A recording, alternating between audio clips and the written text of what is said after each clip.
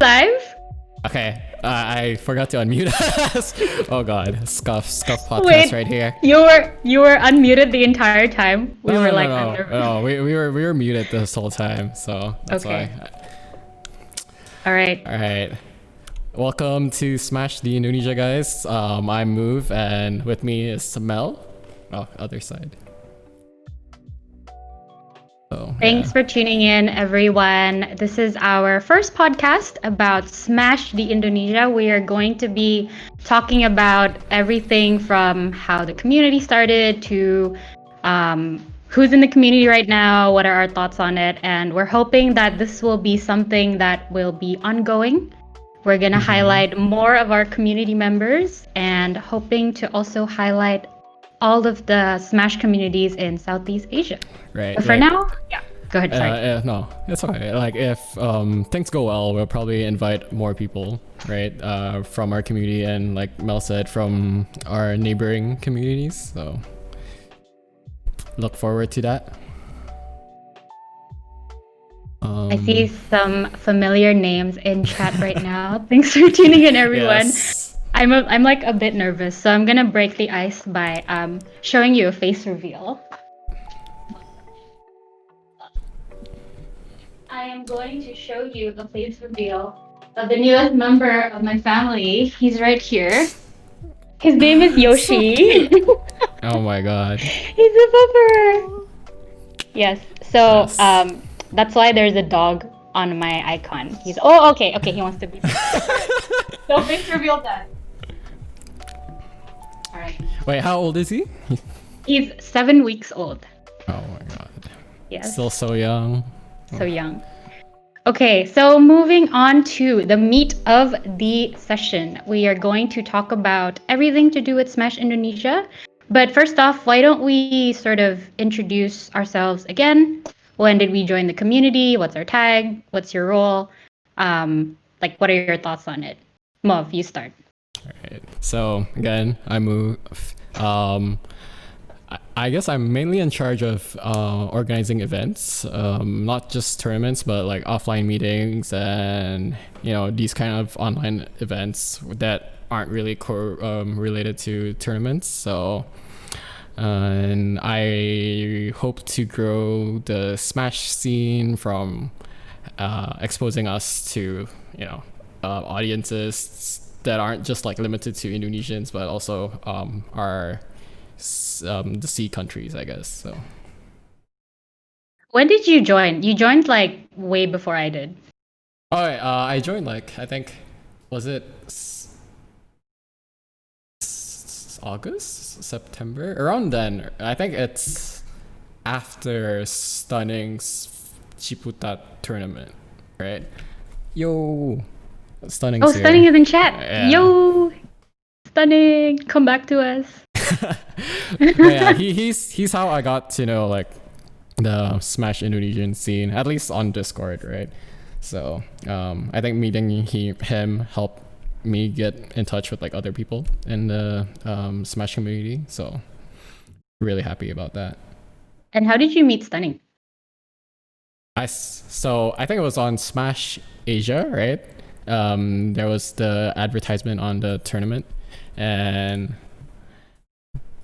basically it didn't have any link to like Discord or anything. It would just tag the Stunning, like his user Discord, and then from there I DM'd him, or yeah, I think I DM'd him through Discord, or I think in his poster he had like a WhatsApp number, and then I DM'd him there too. I DM'd him in I think I DM'd him both. If I Yeah. I remember the early Batavia Brawl posters. It would be like, oh, a graphic, and it's like, we're gonna have a tourney here. And then at the bottom, it's like, contact Abby, parentheses, and then there's a WhatsApp number. I was like, oh, okay. Yeah, okay. We didn't so, like use Smash GG or anything back then either. So No. it was like our tournaments were pretty poorly organized in a sense back then. But we've leveled up. We've come a long way. We have yeah. we have overlays now. Very legit. Yeah. Yeah. So I think I came in about 2 months ish after you joined. So for everyone in the stream, hi, I'm Mel, tag Lumerace. My role in the Smash Indo community is the boomer, but I like to call myself the Aneki, which is a big sister. I'm in in the Smash Indo community. I help out with setting the commentary schedule. Sometimes I commentate. Me and Mov kind of work behind the scenes to make sure that everything runs smoothly, both online and offline. So that's our role, and that's why we're having this podcast right now to give you a sneak peek behind the scenes of what happens. What is the chaos all about? Wait, someone commented about my chair. It's from Informa. It's like a cheap ergonomic chair. Don't go for those gaming chairs, dude. They're not good for you. Oh, your chair is very comfy, the one that you're on right now. Yeah. Dude, It's really good. it's so worth it. Informa yeah. sponsor us. Dude, Herman Miller released a chair that with Logitech, I think, like a gaming chair with Logitech, like an ergonomic gaming chair, and I think it's like 1.5K or something like that. Oh my god, that's ridiculous. You can buy a PC with that amount of money. All right. So moving back into Smash. How would you describe the Smash Indo competitive scene right now? Like, where are we at as a community? I mean, definitely we're getting closer to our neighboring scenes, right? Because we have a lot of like events. Even during the pandemic, we still like host online events and all. But even back when we were still hosting offline events, in terms of numbers and in a sense quality at the end of like our last few tournaments were like pretty on par with what I see on our like neighboring countries. So I think I'm pretty happy with how far we've gone, but definitely it sucks that the momentum kind of like got ruined with the whole pandemic and all. But still, I think that's something that we can pick up after the pandemic ends. Yeah, I'm just like looking at our old photos from the tourneys. And we really came from like a gudang in Mangga Dua to like running almost weekly tournaments online now. It's like pretty legit considering the fact that Smash as a competitive game in Indo is not a big deal. I feel like a lot of people know Smash Ultimate just because it's like all Nintendo characters, but it's a party game. You play it at like a kid's 6th birthday party with items on. Yeah. Right. I mean, it's like a 20-year-old franchise, right? I think even, probably our like dads probably know about it, right? Back in like 64 or whatever. So. Yeah. Gudang Tapu Gudang community. Yes. We from the grassroots. Okay. All right. You wanna go into the next topic? Getting into Go ahead. the competitive Smash scene. So tell me your personal experience about how did you get into Smash and by extension the competitive Smash scene? Like how did you even find out that there was a competitive scene for this party game? I think at first it was like a bit of wishful thinking, right? Because I guess my background in terms of fighting games were more on the traditional side, which is like Street Fighter and Tekken. I played a lot of those back then in the States, but then, I didn't really join any community there. So I think when I was moving back, the Smash Ultimate was like about to be released, and then I was like really looking forward to the game and its competitive scene as a whole. At first, I didn't like try to find a scene here, right? Because I think like I wanted to I wanted to like familiarize myself with the scene itself, like abroad, and so I kept on like watching the NA scene, like, and the Japanese scene, like with all Evo and whatnot. And then after like half a year or so, then I was like more actively looking for like a scene here. But then I couldn't find anything except for like Smash Asia, and even then I think there was like barely anyone like online that had the Indonesian member or whatever back in Smash Asia. And for some reason, I think in Smash Asia, it was like so hard to find our Discord link, our in Smash Indo Discord link. Until like the end of the year, it was like impossible to find the Smash Indo Discord link. So Yeah, I remember the sidebar on Smash Asia. There was like Singapore, like 50 people, and then like Philippines, 30 people, and then Indonesia is like 3. And then it's like probably like stunning Azor and you. I think like when I joined the Smash Asia server, there was no one, and then I tried to ping to like matchmake, but then as well. So I'm very glad that the Smash Indo Discord is now a thing, and we have 300 members, 350 now. When I joined, it was like 100, so it's like 3x growth. It's a lot. yeah, it's crazy how far we've gotten in terms of like just like sheer number itself. It's pretty crazy. Yeah, yeah, definitely. Did you like play back then you would like Smash? no, it's okay. Go ahead. I was gonna ask. Did you play? Were you aware that there was a competitive Smash scene before you played Ultimate? I definitely was.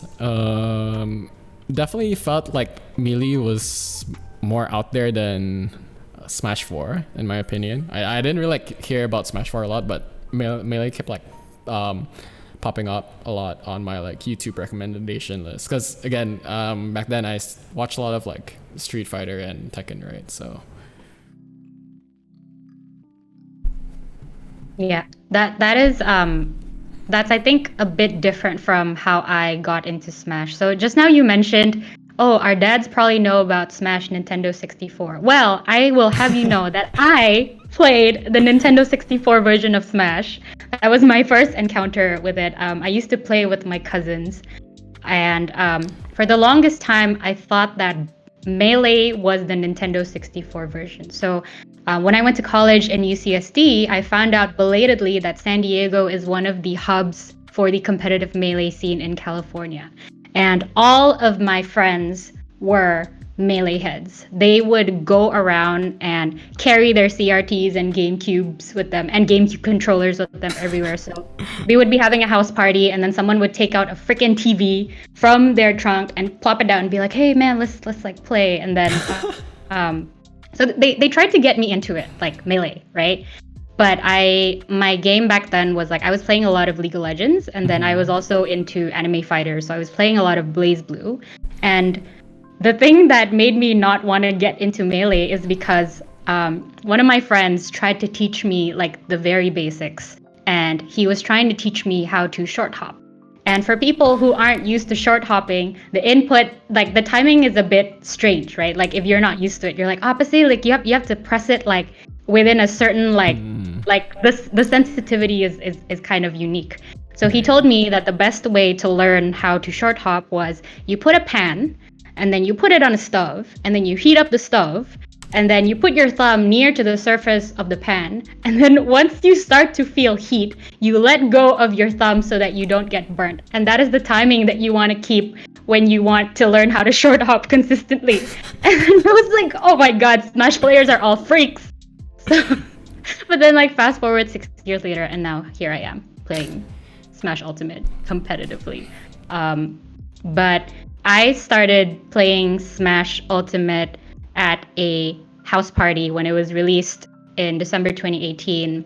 Oh. And then later on, the office that I was working in got a Switch, and then we got Smash Ultimate, and then I started to play with some coworkers. And at that time, I was like PR ranked #1 in the competitive Smash scene in my office. So I was like, oh my god, like I gotta like find better people out there. Like I'm winning against these 30-year-old men, too easy. So then I started to look for the Smash Indo competitive scene, and it didn't exist back then.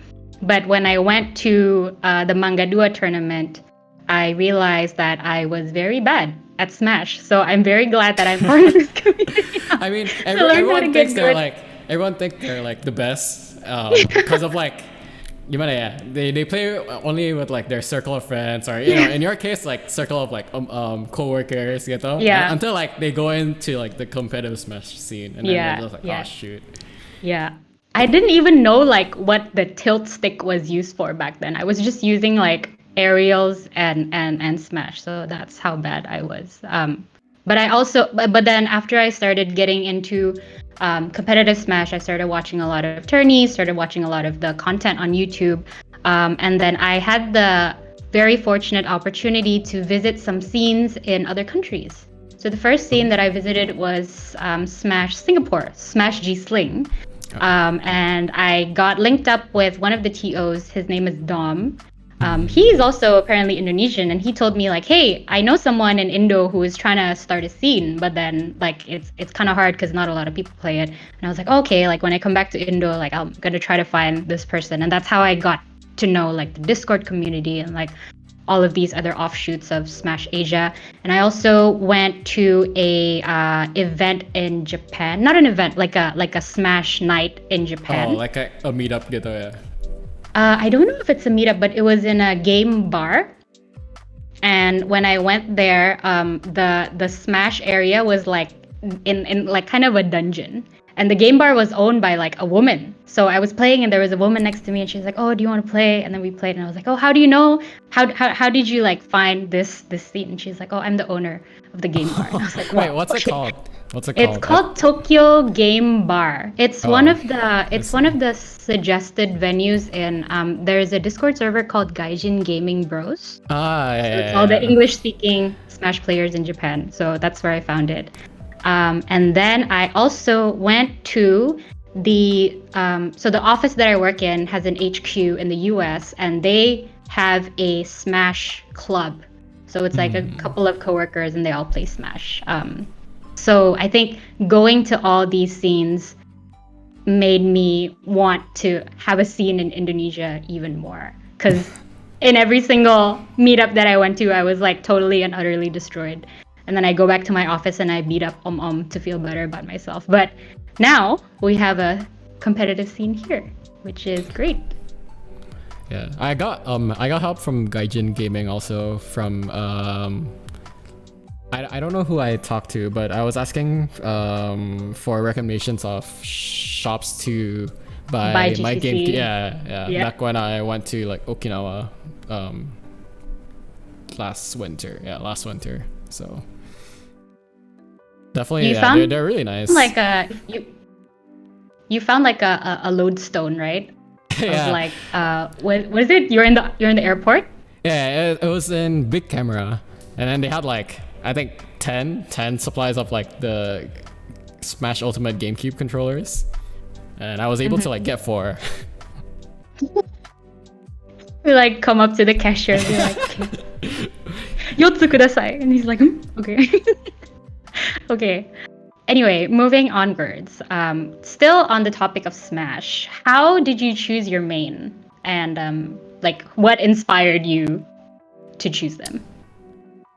At the start, I played Inkling a lot just because a lot of people, at least from like my research, they were saying like, oh yeah, Inkling's just like a solid character. It has like a lot of things that you need, a lot of good tools and stuff. But uh, during my first bracket back in PSE, I think I got like overwhelmed with all the TOing I had to do, like organizing everything, because I organized the tournament, but I still joined the tournament myself. Like I still participated in the tournament, but it was like really hard to like balance both of them. So when I was at my character select screen for like the first match, I panicked and I was like, you know what, I'm gonna pick someone that's like a bit brain dead. So I like picked Game and Watch. And then for some reason I used Game and Watch from then to like I think the last offline tournament. Oh, was it? Did you not use your current main the last time we had an offline tournament yet? I guess you No, started no, no. playing your current main after quarantine, huh? I played, yeah, I played Falcon after 8.0. So And what was your motivation behind switching from Inkling to Game and Watch to Falcon? Because that's like going from different points of the curve. Like I see no sort of like straight line connecting these 3 points. I just play any character that I find fun, right? I mean, technically Game and Watch was more of like a panic option, but in the end, I was able to like find like pretty interesting things about him. I don't think saying playing a Game and Watch is fun is correct, because I got bored of it, to be honest. And after a while, you know, it's there. You can only do so much with Game and Watch, right? So I decided to like try other characters after that, especially after the 8.0 buffs. Like I tried all the characters that got buffed. So. Yeah, I see in chat that everyone's commenting like Stunning's ghost possessed mode right now. Dude. And then there was a period of time where you were playing a lot of Marth, because I think you wanted to teach me, but then you ended up like enjoying playing Marth. But I remember you said like, oh man, I don't know how people enjoy playing Swordies. I don't know how people enjoy playing like Lucina and Marth. It's like eating cardboard. And then you played Marth exclusively for like 3 weeks, and I was like, okay, I'm glad that you're doing this to teach me, but Yeah, because Marth was part of the 8.0 buffs, right? So. Oh yeah. I get Okay. Yeah. So still on that topic. So Mauv played Marth for about 3 weeks to try to teach me, because I main Lucina. I haven't switched since day one, and the reason I picked Lucina is because at that house party in December 2018, when I was playing Smash Ultimate as a party game, I hit someone with a shield breaker. And I was like, oh my god, this looks sick. It looks like a distortion finish in Blaze Blue. So I was also at the point in my life where I was sad that I was not playing anime fighters anymore, because I had no time. So I looked at the roster and I was like, who is the most anime character in this roster? And it was pink-haired Lucina, so I picked her, and I stuck with her. And coincidentally, I think it's a good choice, because for me, I have no Smash foundation. Like all of my foundation is like other fighting games, and I don't think they translate that well into Smash, because Smash always feels like a 4D, like 3D, like, you know what I mean? Like it feels like you're on different axes, right? Whereas 2D is like you sort of like go back and forth. So she's been good in teaching me how to like get my fundies right, because if I don't, then I just lose every time. I mean, definitely, because I think Smash, there's like a lot of freedom to it, right? Like combos doesn't have to be like frame tight in a sense. Yeah. Like you can just you know, for it's example, like more flexible. No, yeah, like yeah, Lucina, for example, you know, you don't really have like a lot of true combos, but then it's most of like it's mostly based out of, you know, reads or just juggling situations, right, with your like your opponent or whatever. Yeah. So I think that's what's really nice about Smash. Like, you know, you can in a sense express yourself with how you play your character. Yeah. I was gonna say it's a very positioning heavy and situational game. Like there's no one, like I think for the longest time for me, I was trying to navigate Smash in a way that was like, oh, there is an optimal way to play a character in every single matchup that you are in. Especially when you play someone like a Swordy, like you can only navigate them so much, right? Like it's quite straightforward, like how they move. So in my mind, I was like, okay, I gotta like do this and do that, and there's like an optimal way to do it. But that's not the best way to play Smash, because there's a counterplay to everything, as opposed to if you play Blaze Blue, then you have like like there are adaptations, but you get to like play your own flowchart for the most of the game. It's how I feel. Whereas in Smash, it's like you constantly just have to adapt. But I think like when you're already like at that high level of like Smash or like any fighting game, really, like it comes to a point where the options you have are like rock paper scissors, you know, like when you're already at that super high level, right? So I think that's what makes it fun sometimes too, right? Mm-hmm. But yeah. So are you watching any pros right now to learn Falcon / Inkling / Game and Watch? For Falcon, I'm just keeping up with like Fatality, and especially with the recent instant double jump tech. But outside of Fatality, I'm watching the Eastern Powerhouse Invitational, the EPI. I think that's what it's called. Yeah, there's like a lot of good Japanese players that are playing like offline games, so I think it's worth the watch. Is that the one that you link with Rizeasu? No, no, no. That's I no, think no, that's different. that's Tiny Suma. I think. Oh, okay, Yeah. nice. How would you describe your playstyle, or like, is there anything that you want to change in your current skill level? Anything you want to Um. improve on?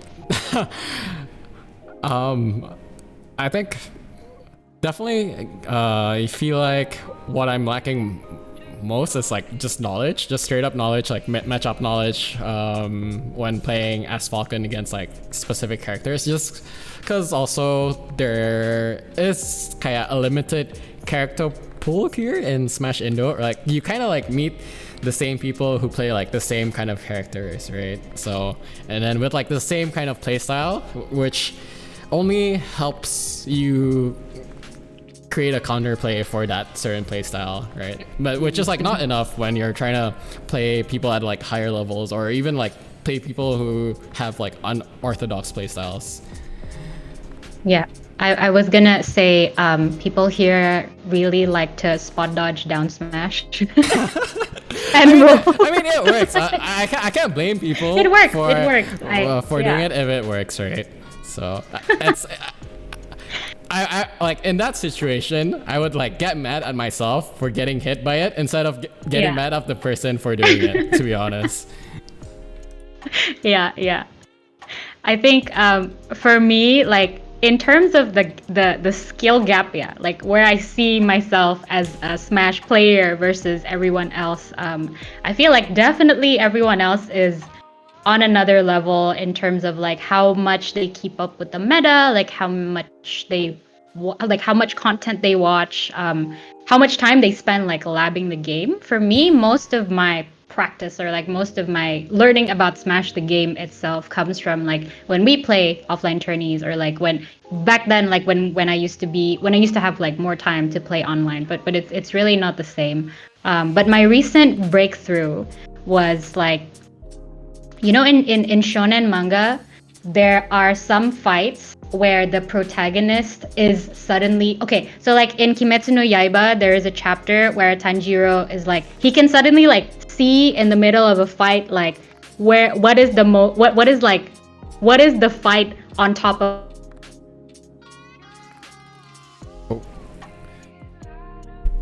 Well, Discord decided to restart, so give me a sec, guys. Okay. Did it die? No, Discord just like restarted itself. Give me a sec. Oh, okay. Uh-oh. Is it dead on the stream?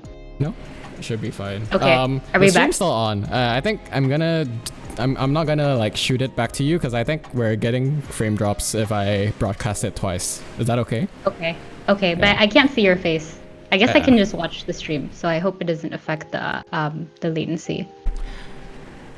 Okay, where were we? We were talking about Tanjiro.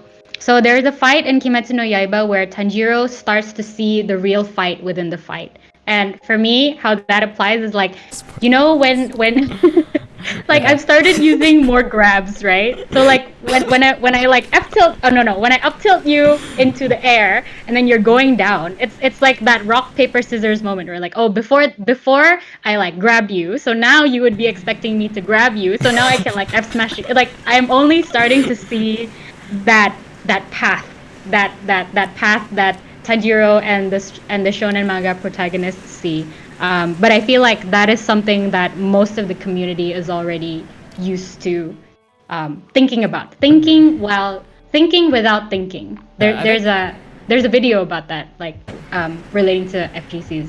Definitely, I think it's a bit naive to think that someone's doing things and like randomly gitu. Like there's always a pattern, you know. And I think it's just up to you to like figure it out, right? Yeah. Oh god, it's raining here. I can't hear it. It's okay, because the noise canceling, I think, blocks out the sound. Oh, it's raining here too. Okay. Anyway, let's move on to the next section, where we are going to rant about what it's like. We're gonna talk about what it's like being part of the Smash Indo community. And to start off this session, I'm gonna ask you, Mauve, on what were some challenges when you were starting out, like from day zero.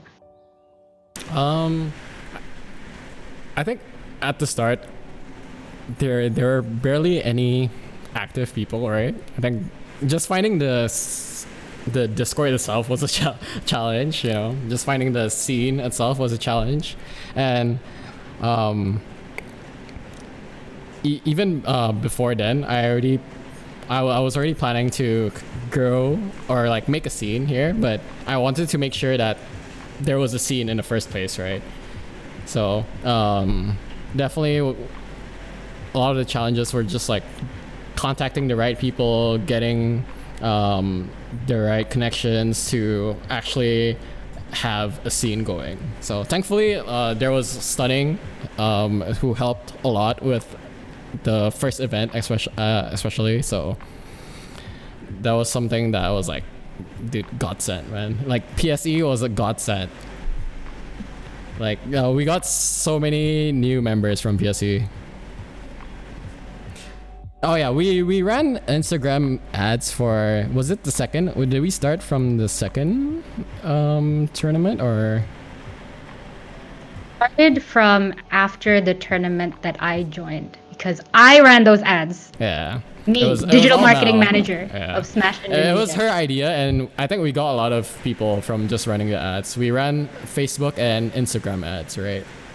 Yeah, we ran on Facebook and Instagram. And interesting note is that so when you run ads on IG or Facebook, you can sort of like see the proportion of people who click on your ads.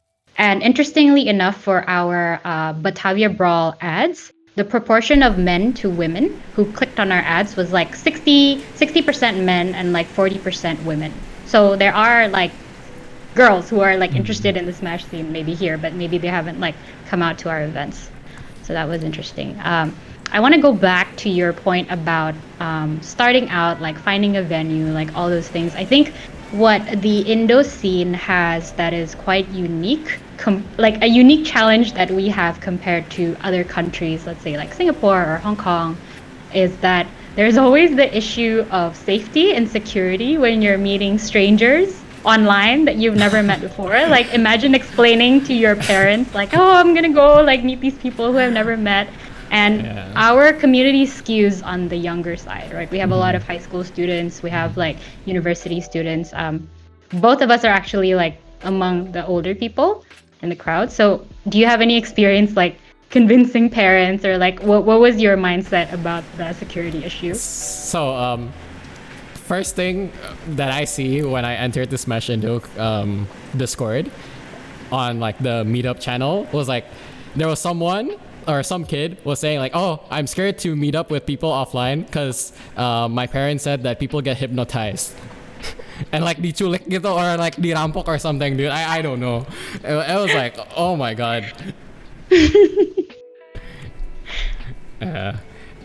But I can see why they have that fear or like they think that way, right?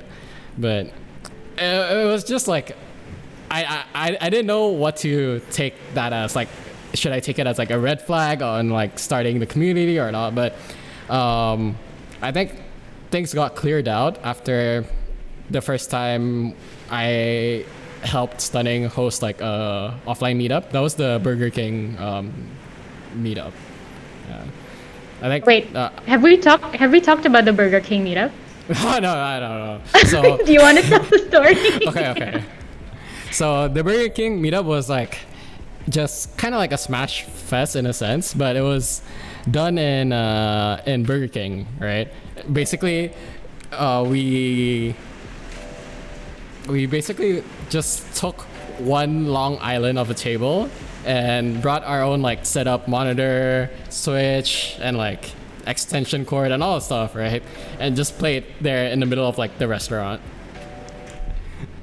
And a funny thing is they didn't really care. They couldn't like care less about us until like we started it started small. People came at different times, right? So at first we had like 5 and then 6 people, and then once we hit like around 8 or 10, we ended up like blocking the pathways, and then the security guard had to come in and tell us to like play upstairs. But they didn't kick us out, which is like amazing. It's really funny. You got you got banished to the children's birthday room. Was that what happened? No, so we only got sent upstairs after like the children's birthday thingy finished. They were like, all right, we're gonna put these gamers in the same room as the children's birthday party. I also heard about your experience acting as the guardian for like when you were picking up players from like, their houses. Yeah. So you want to tell that story? We had one player whose parents kind of got scared after knowing where the meetup or where the tournament was gonna be. So in the end, the player's parents like sent him themselves instead of like going with me, because at the start of the offline tourneys, I would volunteer to like pick people up and like drop them home or like drop them nearby and like in the area where they live. Like a soccer mom. Vroom vroom, the mobile. Yeah, so when I went to the Manga Dua tourney, me as a 26-year-old woman telling my parents I'm going to go to Manga Dua and play some fighting games with random people who I don't know. My dad was like, I am going to send you to this place in Manga Dua to make sure that you are not running into shady people. And then when he got there, like he sent me to the venue, and then he got there, and do you remember in the PSC lounge is like, it's basically a gudang, right? That they kind of like reconverted to a gaming lounge. So we got there, and then he was like, apa ini? Kenapa di gudang? Like kenapa cowok semua, mana ceweknya? And I was like, just don't worry about it. Like don't worry about it, Dad. Like it's fine. So I also personally had that experience, but I think for me it's like it's a bit different because like I'm a bit older, so I get to like make my own decisions. But that was definitely something that I had to explain to my parents, and I can see how that is an issue for the younger members of our community. But you are safe in Mov's hands. We are a legit community. We're a legit community. We don't kidnap people. We don't harvest organs and sell them on the black market to buy GCCs for our members. We don't do that. But going back to building sort of like the reputation of Smash Indonesia community as legit, I think a big part of that was we also got more members who showed up consistently, and they like naturally took on the role as officers or like staff members in our team.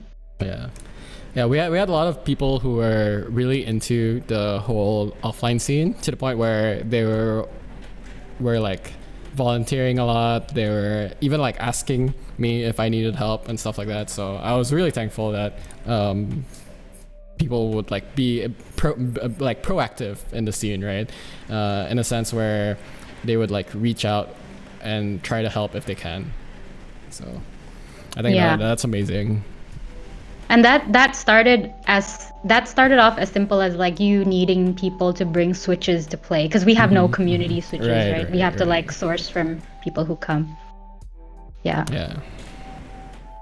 It grew from like, so it was like you and Stunning organizing everything, and then now the team of like, I would say like core officers is like 10 people, maybe more.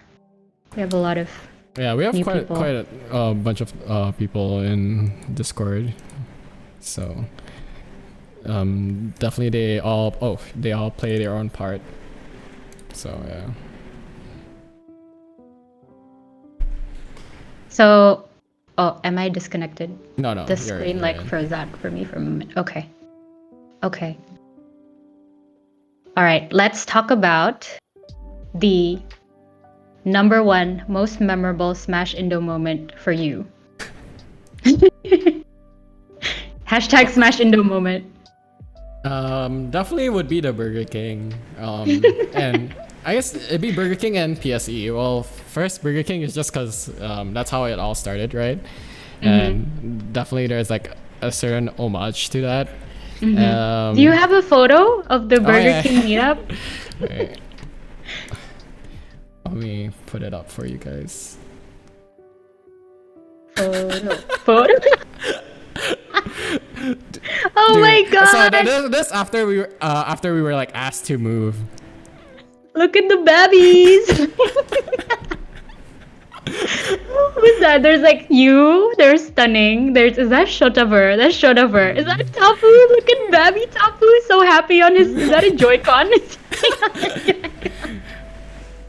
Oh my goodness. This is upstairs next to the children's birthday party. Yes. I think at this point we were playing doubles because we were playing like a kind of round robin setting downstairs, and then we moved up, and then we were like, oh, you know what? Let's just play doubles. But Yeah. all everything you see there except for like the table and chairs, we had to like bring it ourselves. So, Including is that a ito? Is that like a power strip? I see like the red thing. yeah. You were like adding to the on that one day the electricity bill of Burger King tabas went up. No, Like dude, 40%. that was the birthday party. What are you talking about? No. Oh my goodness. Okay, is it my turn? Is it my turn to share? Yeah, go ahead. Okay. So I take every chance that I have to tell the story of my most memorable Smash Indonesia moment because it is just like I feel like it is just such a testament to how grassroots we are. And like one day when we have like 2,000 members and we're like competing at Evo under the Indonesia banner, like people will remember that Batavia Brawl pre-season 1 Brawl number 2 was held in a gym, in a clubhouse in Ciputat. It's right. It's Batavia Brawl pre-season 1 Brawl number 2. Freaking long title. It was like what the heck. Okay, so the story is that so I believe Stunning's cousin or like Stunning's friend lives in a housing complex in Ciputat, and there is a clubhouse in that housing complex that the residents can use. So Stunning's friend was like, "Oh, you can just use the clubhouse because people don't really use it to host your tourney." And Ciputat is kind of far from where I live. It's about like 1 hour. So the first tournament, Manga Dua, was like a struggle getting there because, like, context for people who don't know Manga Dua, it's like the apa, how would you describe it? Like if you're in Akiba and there was a really shady alley and then there was an electronics building in the alley, that is Manga Dua. So Yeah, like the super old rundown building that like somehow still works, and like somehow has like some of its escalators still working. Yeah, that's Manga Dua right there. yeah, the vibe in Manga Dua, if I want to be optimistic, is like the original Ghost in the Shell movie, the one that came out like in the 90s. So that's like the grungy vibe. So Manga Dua, you have to navigate through like 10 floors of random shit, and then you find the gaming floor that's like tucked all the way in the corner. So that was already a struggle for me to find. But fun fact, PS Enterprise is the same video game store that all of you probably... Oh, there it is. Yeah. There it is. Where did you find that photo? That's this from your article. Oh! You want? I mean, you can talk about it later. But... Okay, wait, let me finish the story. So yes, that is Manga Dua. You see all those floors, there's like people selling like clothing, people selling like handphone casing, people selling hand sanitizer. It's like random shit all the way up to like the 10th floor.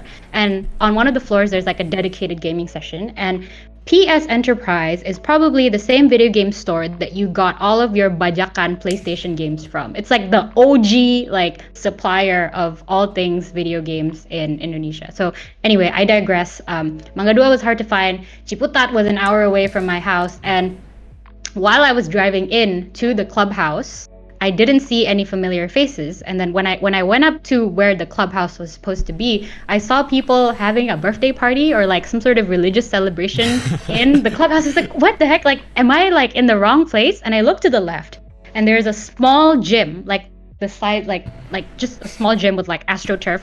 And I see Mauve Stunning, and a couple of familiar faces setting up the switches in the gym. Like the gym, they like moved the treadmills and they moved all the ellipticals to the side, and we were setting up the switches on ping pong tables. And I was like, what's happening here? Like, are we pivoting to like a fitness community? Like, oh no, there was a mistake in the booking, so people double book the club room. So, but everyone's here, so we're just gonna play in the gym. So, Batavia Brawl, pre-season 1, Brawl number 2, we played our bracket next to some treadmills.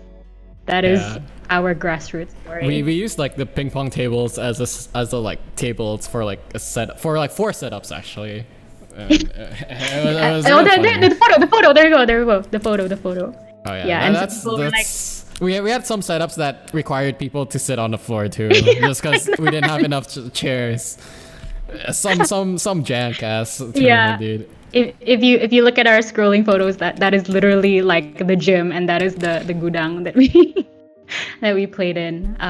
But like, having said all of these like funny stories, like there was never one point where I was like, oh, it feels like a chore to go to a tourney. Like every single time we had an event, I was like so excited to go. Like leading up to it, I was like, oh my god, I can't wait. My friends would ask me like, oh, what are you doing over the weekend? And I'm like, oh, I'm gonna go to a Smash tournament. And they're like, oh, I don't get it, but okay, good for you. But I would be super excited wherever it would be. So that one, like, I think one of our tourneys, we had it in some random like really nice lounge in a ruko somewhere. So it's like all these random stages. Yeah.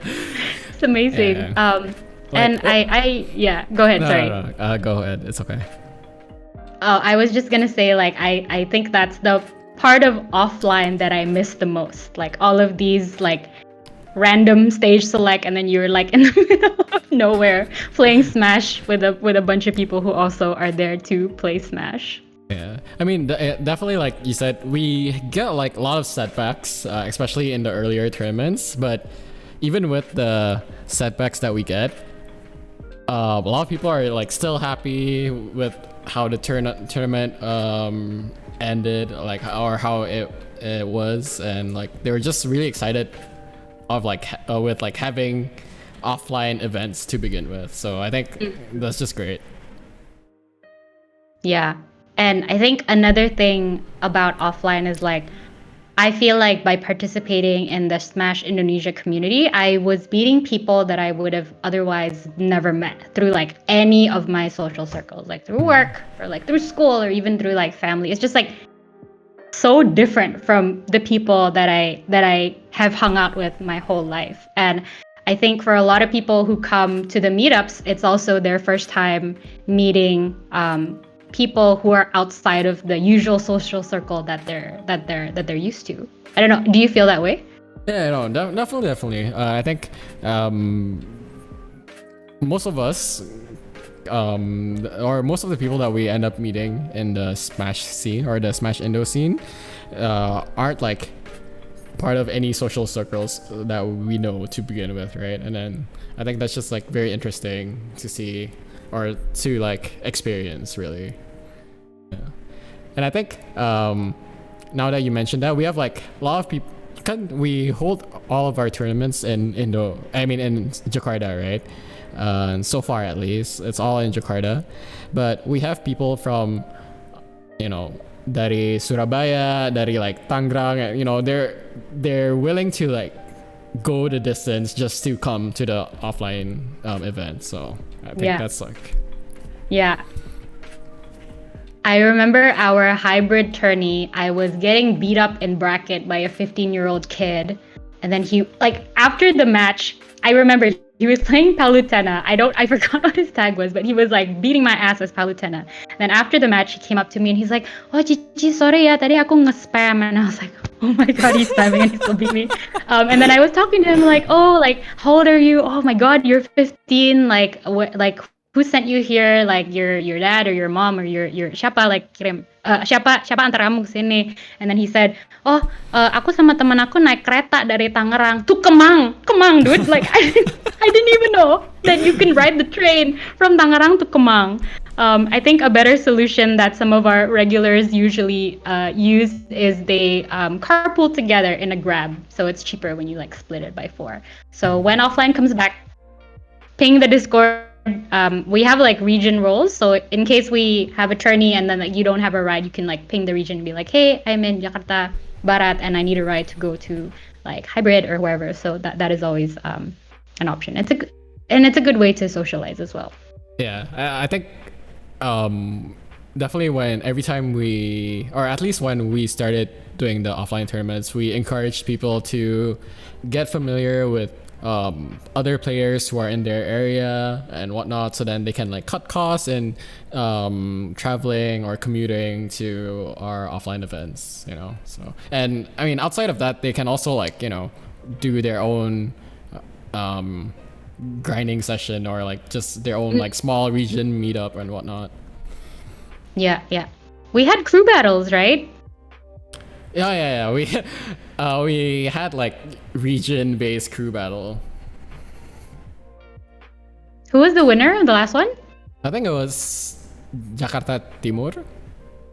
Wow. For some reason, because Saber was in Jakarta Timur because he was Jakarta Pusat. Tapi kan Pusat like very little, right? So I was like, you know what, Pusat, you can pick whichever one you want. Or like I ended up filling him in Timur karena Timur dikit banget. It's like Jakarta Timur and beyond plus Yeah. Saber. um, yeah. Okay, let's move on to our next session. Oh, close to the end, close to questions. So I want to talk a little bit about life outside of Smash. So you mentioned that, or I guess I mentioned that we're like on the older end of the spectrum in the community, where like we have full-time jobs and we can't spend all of our time labbing, sadly. um, but like, what about you, Mov? Like, how like what are your commitments like outside of the Smash community? Like, where does this fit into your life? Um, I guess just the Smash community just became like my healthy hobby in a sense, right? So I would spend a good amount of time participating in it and like try to come up with like things to do in the community during my free time. But at the same time, I try my best not to let it kind of like overlap with my work, right? Because you know you kind of have responsibilities and you don't want to let your hobbies ruin like your actual like responsibilities and like life in general, right? So I don't think I can enjoy building the community properly if I had to sacrifice my like work life or like my life outside of Smash for it, you know. So Yeah, I agree. I agree. But having said that, I feel like all of the spare time that I do have goes back into either doing stuff for the community or like thinking about the community. So like sometimes when I'm frustrated at work, I'll be like, oh my God, okay, I'm gonna work on like the commentator schedule or like I'm gonna work on like whatever. And then sometimes when I'm like, oh my God, these kids are being so annoying, I'm just gonna like go back to work. So it's like ping ponging like back and forth between that. But yes, I have no life outside of work and Smash, but now I have a dog, so I am forced to a very I'm cute forced to have dog. a life. Yeah. No, but I agree with you. Like I also treat it as like a very healthy and productive hobby. And for me, it gives me like I think the satisfaction that I get when I launch something at work versus the satisfaction that I get when we launch something in the community or like when I see people in the community like outgrowing themselves, whether it's like either socially or like in the game like improving. I'm like, wow, like this feels really great. Like I feel like I'm part of something that we started from zero and like everybody played a part in doing it. So like really the feeling of having built something from scratch is there. And I think that the people who are like part of our core officer team, like all of these people coming in, like I hope that they also feel the same way. like seeing the community grow and like taking on more responsibilities. Like I hope they see it as like, oh, you are helping to build something that did not exist in Indonesia before this. Yeah. Basically, the whole story behind this community is just building a home for um, people who love Smash in Indonesia, right? Because I guess like growing up when like playing games that aren't mainstream, you kind of like feel gimana ya, like a bit like an outcast in a sense, right? Like Yeah, or like you feel a bit lonely because you play or you like a certain thing that yeah, you feel like isn't liked by anyone else, right? So yeah, the whole yeah, point of us having Smash Indo was to kind of gather people with who's interested in Smash, who's in Indonesia, right? yeah, I think that's like literally like the core of our yeah, community. yeah, yeah. Lonely like Sakurai. You know the tweet that I'm talking Yeah, about, the one where he's in his living the room. Can you pull it up? Can you let me pull look it it up up? real quick. Sakurai in his living room doing the Steve annotation.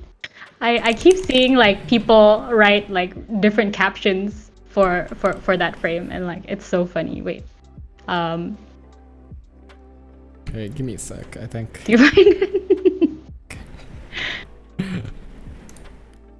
But it's nice to like what I Oops. really like about the Smash community here. I haven't been part of a lot of other gaming communities in Indonesia. So I don't know if this is unique to Smash, but I genuinely feel like everyone who comes to our events, everyone who joins our community is just like so happy that there's a freaking Smash community here and they're like willing to help out and like willing to like that, or else we're gonna be like Sakurai, no one to laugh at my jokes. It's only that's me. That's me before Smash Indonesia was a thing. Poor Sakurai.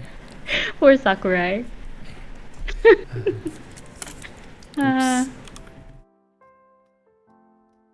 so I think before we end off this little talk that we had, I want to ask you about how do you see the future of this community? Like looking forwards, what do you hope for? Um, I guess I want to make the community grow more in the sense that it gets more recognition in the gaming scene here in Indo. Karena kan definitely you wouldn't put Smash as mainstream gaming or mainstream game in Indo kan. Karena kan in Indo I think it's mostly mobile games just because of how accessible it is in comparison to like having a Switch and owning like a 50 something dollar game, right? So definitely something that we probably have to work on, you know, be it just like exposing how fun the game can be competitively or just you know, just growing some kind of interest in the game here. So I think that's definitely the the goal of this community right now. Yeah, we had a lot of plans to insert Smash competitive like our community within other big gaming events, right? We Yeah. had like several festivals we wanted to participate in. We were gonna organize a tournament in Bandung, Surabaya, Bandung. Yeah, Bandung, Bandung. And Yeah, oh, there was but one in Surabaya too, I think. mm, yeah, but unfortunately with COVID, that has all been put to a halt. But I think if it wasn't for COVID, like I think it's very admirable how we still made an attempt to make the community to like run events. Even though Smash Online Netcode is like something we will not discuss in the stream. We have controller spike. Like I think That's it's gotta be another amazing. topic itself. Online's gotta be like another topic itself. It's like an open forum with Sakurai. Be like, Sakurai, please, we have to do something. But yeah, but all things considered, we have controller spike, and we have people coming in from other countries to participate in controller spike, which I was very surprised about. Yeah, I think there's like a lot of growing interest from the neighboring communities and joining other communities tournaments, just because I think they're, in a sense, they're trying to make most of the pandemic, right? Because you Yeah. can't get out of your house, might as well you know in a sense kaya try to connect with other people from other countries and just like play with them and just see how it is. Definitely, again, the online environment isn't ideal, right? It's not offline. It's definitely a different game, but a lot of people are trying to make most of it. So I am like very odd at people who still participate in online tournaments because I can't like I've tried several times, but the experience is just like too much. So for people out there who are still participating in C Spike and your own like regional tournaments, like bravo, bravo. Going back to how I see the future of the Smash community.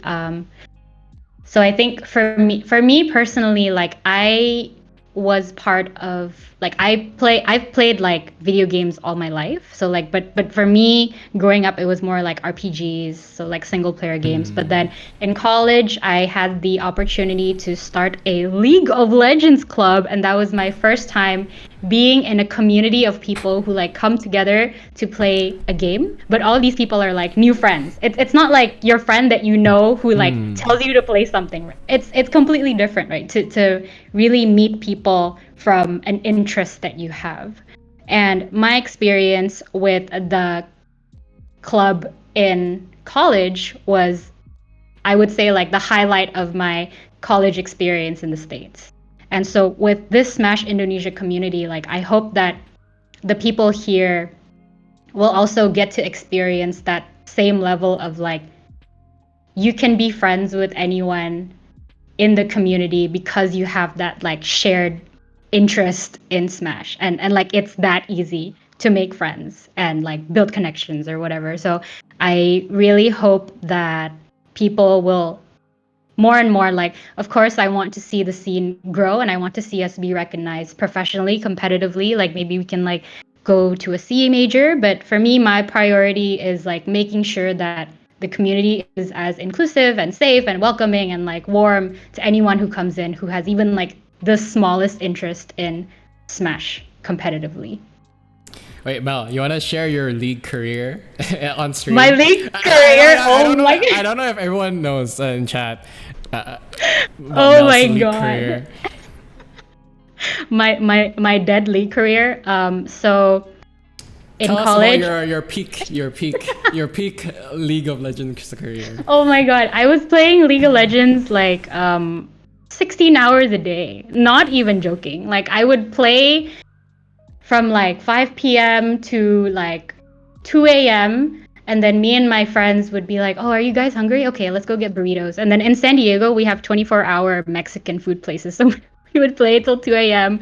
and then go to, oh, my mom is here. Mom, you're on stream.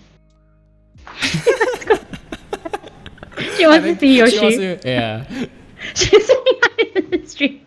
So cute. So yeah, I would play League of Legends a lot, and then it culminated in when I first came back to Jakarta. Garena sent me an email and was like, "Hey, we're recruiting players for like Timnas League of Legends Indonesia. Apakah Anda berminat?" And then I showed the email to my mom, and then she told me to delete it and never look at it again. So this is in an alternate universe somewhere. NSN Lumirace is a professional Timnas League of Legends player, but Mel in this was universe, challenger. She didn't say it, but she's challenger. She's like, I don't know what rank, what number. in this universe, I'm just a mediocre Lucina player in the Smash Indonesia community. That's my League of Legends story. Yeah. Oh, in an alternate universe. Wait, in an alternate universe, you would be a professional World of Warcraft caster. Why don't you tell that story? No, I'm like more no life than you were, dude. I think I had like 2,000 something hours. Oh my god! I had like more than one account, right? They were like fully geared and then parsing into like the like 100th and stuff. Like I had a screenshot of me being first in NA, but I don't know where I Wow! went. Holy Yeah. Are you serious? Yeah. Number one in NA? Yeah. That's freaking high. I didn't know that. Dude, Oh my I god. spent too much time playing like World of Warcraft. It's crazy. Like all my life responsibilities, college, basically gone. I'm Dude, pretty sure is at it- one point I didn't like leave my house for like a month. Dude, that's me when D3 came out. I like didn't emerge for like 2 weeks, and then I came out and was like, oh, the sun, like. So that's why we should play FF14. That's the conclusion of this talk. That's why we should play FF14. I can't. Even Genshin Impact's like taking so much of my time. I hate it. I hate it so much. Well, you started playing it because some of the people in Discord were playing it, right? I started playing it because I saw a lot of tweet about it, and I got like curious, like because it was a mobile, well, not really a mobile game, lah. You can have it on PC too, but I downloaded it on my phone first just to see the game, and afterwards I was like, oh shoot, this is like pretty fun, so I downloaded it on my PC. You activated the trap card, like download. It's a virus. It's a virus, and you didn't know. Yeah. Ah man. All right. I think we covered everything that we wanted to cover in the main session. So we're gonna open it up to Q&A right now. We have some questions from Twitter. We have some questions from the forum, and we are also accepting questions in the chat. So I'm gonna start asking the questions that were asked before, just in chronological order. But if there's anything you want to ask, just like shout it out in chat. So, You first want to start question. with Twitter, or are you gonna start with Twitter first, or are you using? Yeah. Okay. I'll start with Twitter, the ones on the ones that are on our doc right now. Okay. Oh, okay. So, first question. Which is more tiring to run, online or offline tourneys? Which is more fun to run, online or offline tourneys? I think I'll start with the easier one first. Definitely, it's funner to run offline tourneys because again, you get to get that like whole experience of meeting people and just like you get to socialize and just walk around and see. Gimana ya? Kalau online, you can't really see the result as much like of your like hard work or of all your kayak organizing. Whereas kalau if you do it offline, you get to see like the big picture, right? You get to see like all those players playing either like friendlies or just like bracket, and you get to see people on stream, and like you just get to see people like socialize, and you get like the whole experience. So I think definitely offline is much funner to run. In terms of tiring, I think definitely offline is more tiring, but just because of how fun it is, it doesn't feel as bad as how sometimes you would run like online tourneys. Kind of online tourneys, you have to like sit down. Like I would have to sit down here for like 6 hours straight. Yeah. Like around 6 hours lah. Kind of have to like set up beforehand and then like just make sure things are like recorded properly and all that stuff and whatnot. So Yeah, I agree with you. And I just want to thank Soya for submitting that question. So, second question from Soul Knight. Would you guys be keen on organizing any Rivals related events, as Definitive Edition just came out a few days ago, especially since Rivals is also now on the Switch? we definitely had an event before the pandemic, or like it got canceled, but we were gonna host a Rivals offline tournament as a side event or a side bracket really, but now that it's out on the Switch, I think if there's a good amount of demand for it, I wouldn't see why not. So Yeah, definitely if and I we see ran more people talking about it. We ran a Pokken tournament at At Pulse. yeah. And wait, I feel like you were going to run a Rivals side event once upon a time. It was supposed to be the apa sih, Batavia Brawl 2, right? But then that got Batavia canceled. Brawl 2!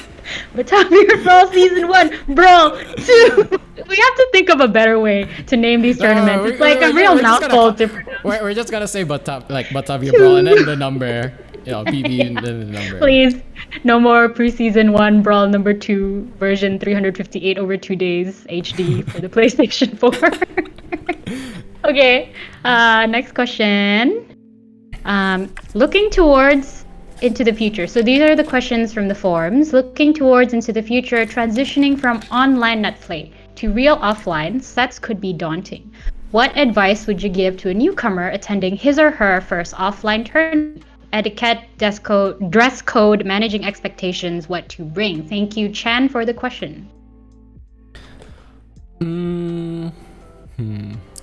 I think first of all, gotta have like real expectations, right? You don't want to come in thinking that, oh, you know what, this is gonna be like an easy breeze or whatever. Just because I think, in a sense, you're setting yourself up for failure, even though like whether you know it or not. Just because it can be like more mentally damaging. Kaya just from like slight obstacles that you face, you can like get a huge kaya setback in a sense. You're just like, oh my god, things aren't going well, and then from there it like starts snowballing poorly, right? Yeah, and I don't think you want that. I think you gotta have like somewhat realistic expectations in the sense that, you know what, you should know that this is your first offline tournament, and you should know that anything can happen, right? So I think definitely should come in like that. I think the next thing, if you play online a lot, especially if you play online through our Discord, you'll get to know a lot of the players who probably will or have been in the tournament or like offline tournaments. Or so I would suggest that kaya, unless you like if you're already friends with them, then that's great, right? Then I think those people can be like your go-to later in the tournaments, be it for like friendlies or just warm-ups before your actual bracket. But if not, then I definitely would suggest you kind of befriending people in the Discord. You know, they're all nice. Everyone in our Discord's very welcoming, so don't be scared, you know. Yeah, don't be scared. Wanted to add a bit on the logistical side. Please plan, because Jakarta traffic is crazy. If your bracket starts at 11, and if by the grace of God Mov is merciful, I think the max the max that he can hold up the bracket for everyone else is like what, 20 minutes? Did you hold it up for 20 minutes for the Jakbar kids in the last brawl? You guys came so late. I was like, what's up? And I was like, please, so please, don't DQ us, please. Yeah. So merciful, almighty Mauve. Yeah, but going back to your point about I do think that online and offline is very different. It's in a way, I feel like it's easier to transition from offline to online, because at that point you probably already kind of know the community, you know what people are like. Whereas offline, there's nerves, and then sometimes you kind of feel a bit like malu or like awkward talking to new people. I don't think everyone is used to like going up to someone and be like, hey, let's play friendlies. So my advice would just know that everyone is in it to play Smash, and if you go from there, you won't really go wrong. And what I do notice is that sometimes people online are a bit different offline. Like some people are like, I would know them from online, and then I would meet them offline, and they're like, "Oh, so shy cat, like malu malu gitu." And then I meet them again online, and they're like talking trash in like arena chat one, and I'm like, "Who are you?" But I do think that it just takes like one offline meetup to get to know someone and like make sure that they're behaving on the server. That's my 2 cents. Oh, I think I want to add on. Definitely come prepare in the sense that you will make sure you have your controller, you have like your water, you know where the bathroom is, and then like if you have sweaty hands like I do, you probably want to bring a towel. Some people come to our tournaments with nothing but their controller, and I'm like, "Do you not have water? Like, no. Do you like? What about food? Like, oh no, I'm just here to smash. Like, come on, you guys. So, yeah. Okay, next question.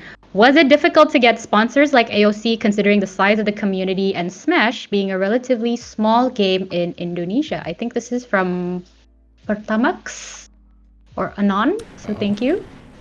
Maul, you want to Uh, answer? I think it was somewhat difficult. Kind of, we had to like send so many like cold emails, but in the end it worked out.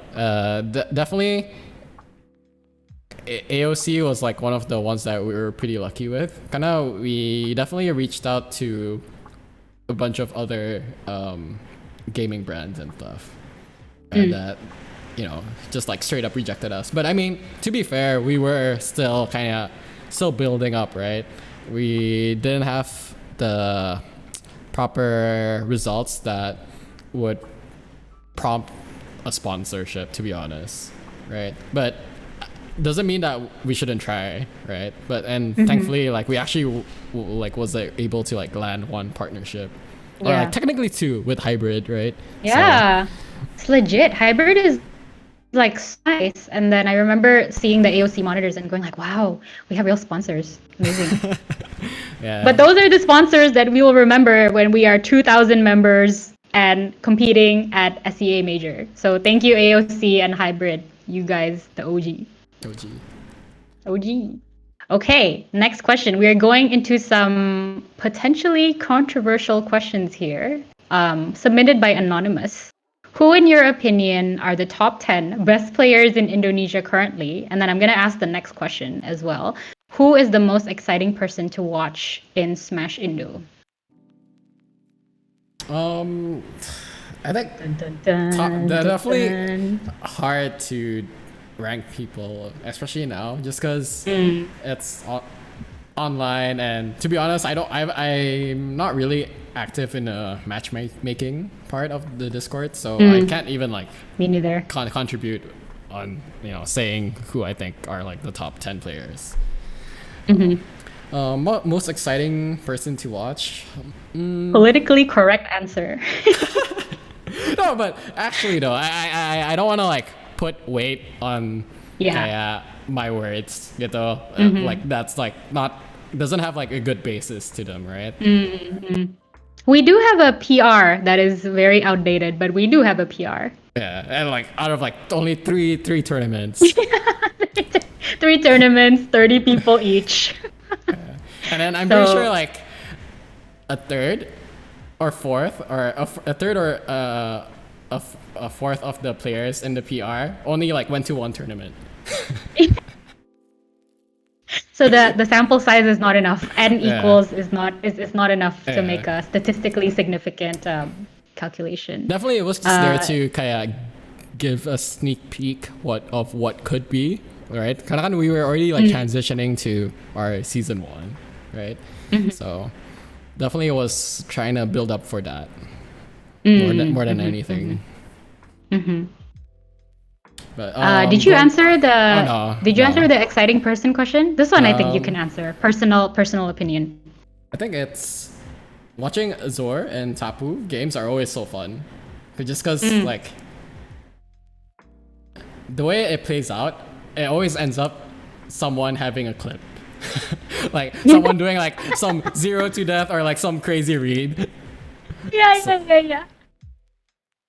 Because they know each other so well. They've met in grands the most out of everyone else in the community. It's like the fated showdown, Tapu Jor. Let me check how many videos they have online. I bet that let me get on YouTube. But I think Tapu or was it Azor has the most video on VODs, I guess. Has the most VODs. Let me see. I think like 20% of our VOD content is Tapu Jor. So Azor has 34 videos. And Tapu has 43. Wow, okay, so Tapu has... Oh my god. How are there so many Tapu videos? That's amazing. Yeah, it's crazy. But I mean, goes to show that they always show up in like top 8 and stuff, right? Because that's when you kind of like get a lot of your bots in. It's like during the top 8. I think Tapu Jor is like the local version we have of like Samsora versus MKLeo, because they will always meet either in bracket or in grands. Like they will it's inevitable, the clash. Okay, so Mauve has cast his answer. I am going to cast my answer. This is obviously biased and my own personal opinion, and I also want to preface that I haven't been active in like matchmaking at all. But for me, like whenever I commentate games, so one of the matches that still stands out to me to this day is like when Ken and I were casting Abidoang. I think Oh, the villager. Yeah, Abidoang versus yeah, who? Who yeah. was it? Dio or Versus no Zio? Zio. Zio, Yeah, and they're like Zio. three It was Z's. Yeah, Zio. yeah. And they were playing Abidoang was playing like King of Fighters villager. He was like in melee range. Like this is not a villager who will like plant a tree on the end and like wait for the earth to like reforestate. It's like in your face villager like rushing up to you. And I was like, oh my god, I didn't even know villager could be played like this. So I think the more tourneys we have, the more exciting players with unorthodox playstyles we will see. My personal opinion on who I enjoy seeing play is I think definitely like Relu. I learn a lot when I watch Relu play, even though sometimes he like trolls and I want to like throttle him. So Relu is exciting to watch. I also really like seeing the growth that Layer has displayed. So when he first started being active in the server, I remember it was back when like me and KPB were still online every night, and then Layer would ping me and he's like, "Oh my god, let's play," and I'm like, "Okay, let's play." And I was so excited to see another Lucina player, and at one point I think I knew a bit more about Lucina than he did. And then fast forward to like 2 3 months later, I am like behind. So I'm just like, Layer, Behind. you are our Lucina rep, please. And of course, I also enjoy watching Azor because he plays a lot of sorties and I learn a lot from him. But honestly, like my answer to who is exciting to watch in Smash Indonesia, like not even joking, is like everyone. I just find like all of the matches that we have on stream, even the King K. Rool matches, like I find it very entertaining and very interesting, and that's my honest answer. All right. Do you want to answer the? So we already covered this one. So what do you think the future of Smash Indo? I think we covered that in our main talk. Any plans to have tournaments outside of Jakarta? We covered in our main talk. Okay. Do you want to ask this one? Oh yeah. Okay. How do you start a Smash community if there aren't many players around the world around? So definitely utilize your social media, right? Kaya, go to Facebook, go to Instagram, go to Twitter or whatever. And then if you can't find any like hint of as like community of like whatever you're trying to look for, and in this case, a Smash, then you should definitely go to similar games. By that, like I guess the most close to home kind of game from Smash is like Rivals, right? You want to see like, oh, is there like a Rivals scene, or check any like other fighting game scene. Then I think from there you can kind of just go in the community and just ask like, oh, is anyone interested in like Smash? What do you guys think of like Smash and stuff like that? Because definitely you're never alone. You'll definitely find people. Maybe not as much in terms of numbers as like in NA or Japan or whatever, but you'll definitely find enough people in a sense to play offline with, to like host maybe small tournaments or things like that, right? Or just like meetups, really. So definitely you should still try, even though you might feel like there aren't enough players around, because who knows, right? Like we keep getting Exactly. we keep getting like people showing up out of nowhere and like Exactly. our Smash Discord. Yeah. I see in chat Stunning is saying you wait for a guy named Mauve to DM you. And Stunning said you get Dafa to suck players from me versus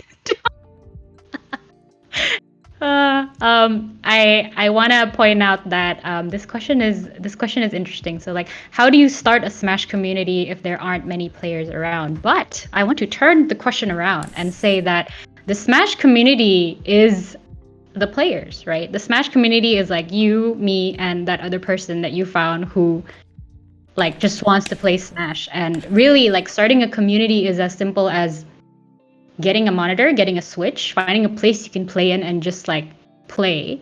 And I think I'm a firm believer in like if you build it, they will come. So really, like I think the biggest hurdle to starting communities, I think, is the kaya.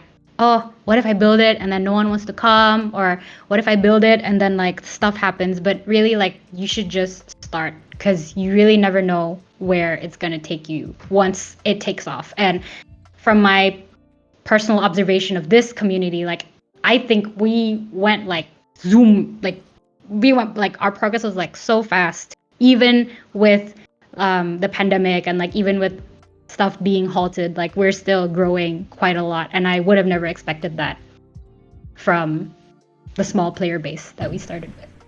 Yeah, definitely was like surprising to me that, you know, from again how like if you saw the start of the Smash Discord, it was so empty. Like, it was like desolated. I mean, now it's like there's always someone talking, and I think it's great. All right, next question. Do you want to ask it? Yeah, sure. Do we have a base house for Smash ID?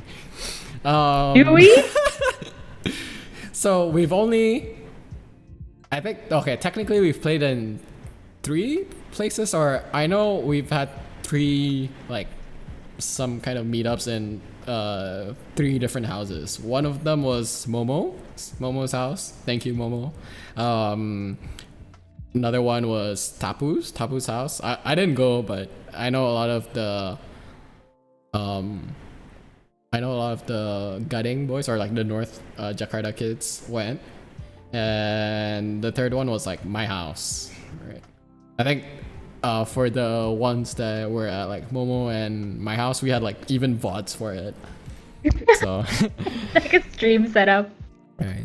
I think outside of these 3 that I mentioned, I know people in other regions or like other parts of Jakarta host their own kind of like offline meetups, right? Like Samo, I think, right? Often like hosts his own kind of like offline meetups. So, but definitely no like house yet, no go-to house yet, sadly. But maybe in the future. Smash. Maybe Smash Indonesia Gaming House. Smash Indonesia Gaming House. Let's make it happen. All right, next question. Ask it. Oh, who is stunning? Oh, dude, he's the other founder of this whole tournament, event organizing thing, dude. Everyone He's knows in stunning. chat. He's in chat. Is he still in chat? I think Uncle so. Stunning. Yeah, he is in chat. Stunning, come back to us. Stunning is busy living a real life, participating in ballroom dance tournaments. Unlike us. Suddenly it's really quiet in here. Okay, those are all the questions we had that are submitted. Thank you so much. I will move on to check the form again. So no new questions from the form. So I'm going to check the hashtag on Twitter. I think we have a few questions. So one from Tapu Melee. Which characters are the hypest / most fun to watch in Smash ID's tournament streams? Hype characters on stream. We kind of answered this question a bit. Like it's dependent, right? Like I don't think for me it's like it's the player that makes the character hype, not so much the character. Like I'm always excited to see a Lucina match just because that's what I understand the most. Like I know what's going on to a T. But other characters that I find interesting to watch, or maybe like a better question is like, what characters do I want to see being played more? Who doesn't have reps here? Like Duck Hunt? Yeah, like a lot of like Duck Hunt, apa lagi ya? We barely have Yoshis, if any, actually. Yeah, we have no Yoshis. Skull Kid played Yoshi? Oh yeah, that's true. Smash Ultimate. I mean, I'm gonna like pull up the roster list, dude. I can't remember all the. Oh, Tapu made a list, right, of like people who made each character. So you can see like who doesn't have reps. But we don't have Pit. We don't really have. oh, Chan plays Pit, but I don't think he's brought him out Yeah, into like any. I haven't seen, or at least I haven't seen a lot of like Pit gameplay on like in brackets. Sorry, and Lucas. We don't see Lucas. We don't see Olimar. We don't see like Dr. Mario. For Great good Ninja. reason. We don't see Dr. Mario. But Rest in peace. personally, I feel like any sword characters are really fun to watch, except for Ike. Except for Ike. Oh, what? You don't like seeing Ike? It's so fun. Ike is so boring. Did you forget KPB's Ike? Up be on ledge, straight down. You're like, oh, he's dead. I don't know. I enjoy seeing all sorties. Oh, I enjoy seeing Link, especially Links who can do bomb recovery online. They are built different. That's my answer. That's my answer. I am very hyped. Like if you watch the previous VODs, there was also a Link player in our last hybrid tourney, and I was very excited to see him play. Siapa namanya? The Link player. Oh, who came, X-Poke? and yeah, and then so X-Poke came and he played Link, and that was the first time I saw someone play Link in our tourney, and he came with an Xbox controller. Mans came to a Smash Indonesia tournament, and he tried to hook his Xbox controller to the stream setup, and he's like, "This is how I play Smash with an Xbox controller." But I respect him, so yes, that's my answer. Yeah. Spoilers though, he couldn't play on stream with the Xbox controller, so he had to like borrow someone's Procon or something. Pretty sad. Poor guy. But yeah. He's like the one Xbox controller rep. Like everyone else is like, oh my god, how do I get a GCC? Wow, GCC. And then Xpoke is like in a corner, like I got my Xbox 360 controller right here.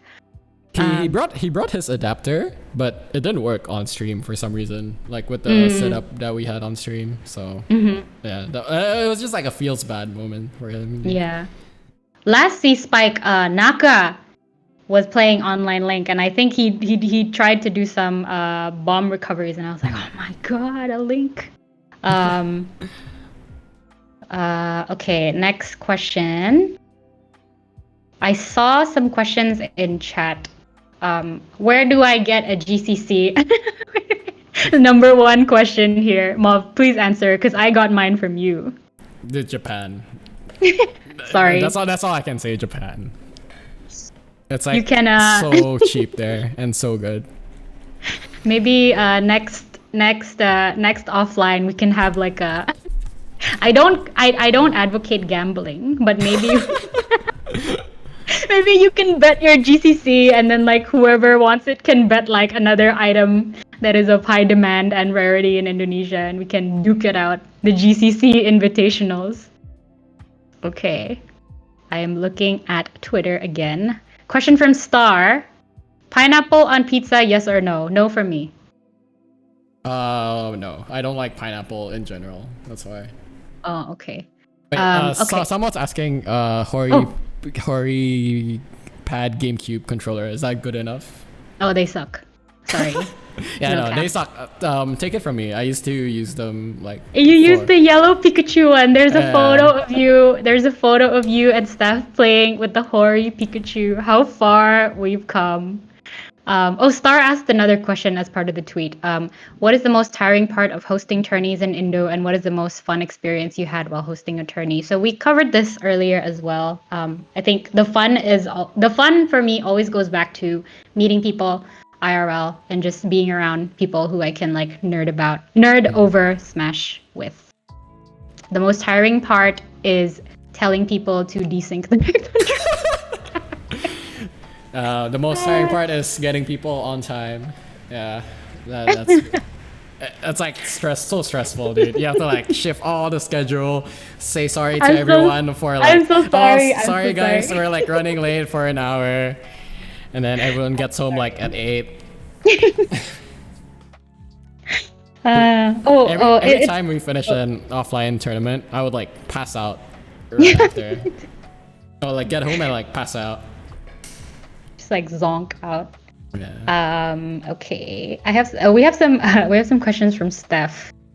Okay, I'm gonna ask these three questions in a row because they're very short. So number one, who is better in Among Us? Number two, I don't want to ask this question. I'm gonna reveal myself on stream, but I'll ask it. Favorite 2D ship, please. And number three, favorite place to hang out in Indo. You answer first. Who is better in Among Us? It's me. Yeah. Spoilers. Probably Mel, to be honest. She's Wow! manipulative. Wow. I think Chips is really good at Among Us. He's a really good crewmate. I doubt his imposter skills, but I think for a crewmate, Chips is very good. Favorite 2D ship. I don't know. Should I should I answer I this don't have question? any, to be honest. So. No, you're lying. You're lying. I'm Come on. serious, dude.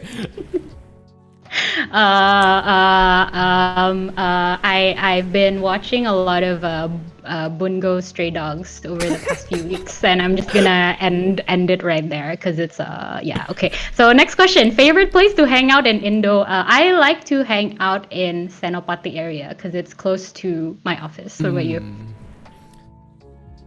I think Synopsis Nights has like a lot of good food. See, I mean, I'm kind of like a mall kid, to be honest, just because I like everything in one place. Oh, but you work your office is like in the mall, so that's Yeah, fair. so- Yeah. Yeah. I don't enjoy being in malls because it's like very indoor gitu. I kind of like Senopati because you can like kind of walk outside. Dude, there's no walkway. What are you talking about? Bisa dong, like if you go from yeah. your dinner to if you want to go to a lounge, you can Yeah, tapi technically kalau- walk there. SJBD itself is fine because it has like pretty nice or relatively Yeah. nice walkways in comparison Yes, to yes, like yes. the normal Indo standards. Tapi kalau if you're talking about the normal Senop like Gunawarman itu, it's like pretty bad. Yeah, okay. I'll give you that. But like the stretch from like PCP, so like entering SCBD, PCP all the way to like Pacific Place to like where the MRT is, like that stretch of real estate in Jakarta gives me hope that we can live in a Jakarta that we can walk in. You know, like I feel like a human when I walk in SJBD. I'm like, oh my god, because usually from Jakbar to everywhere else, I'm just like in a car shuttled around, and it like stresses me out to be stuck in traffic. Definitely like after seeing the development of Sudirman, you know, with the newly refurbished sidewalk, right? Definitely, I'm a bit more hopeful with how we're like in the direction we're heading. So definitely is nice to see. Okay. Those are all the questions we had from Twitter and the forums. I'm just scrolling up in chat now to see if there's any questions we missed while we were answering the questions that we had. If you have questions, type it in now so we can see it. Don't see anything yet. I can't like scroll up to see all the old messages.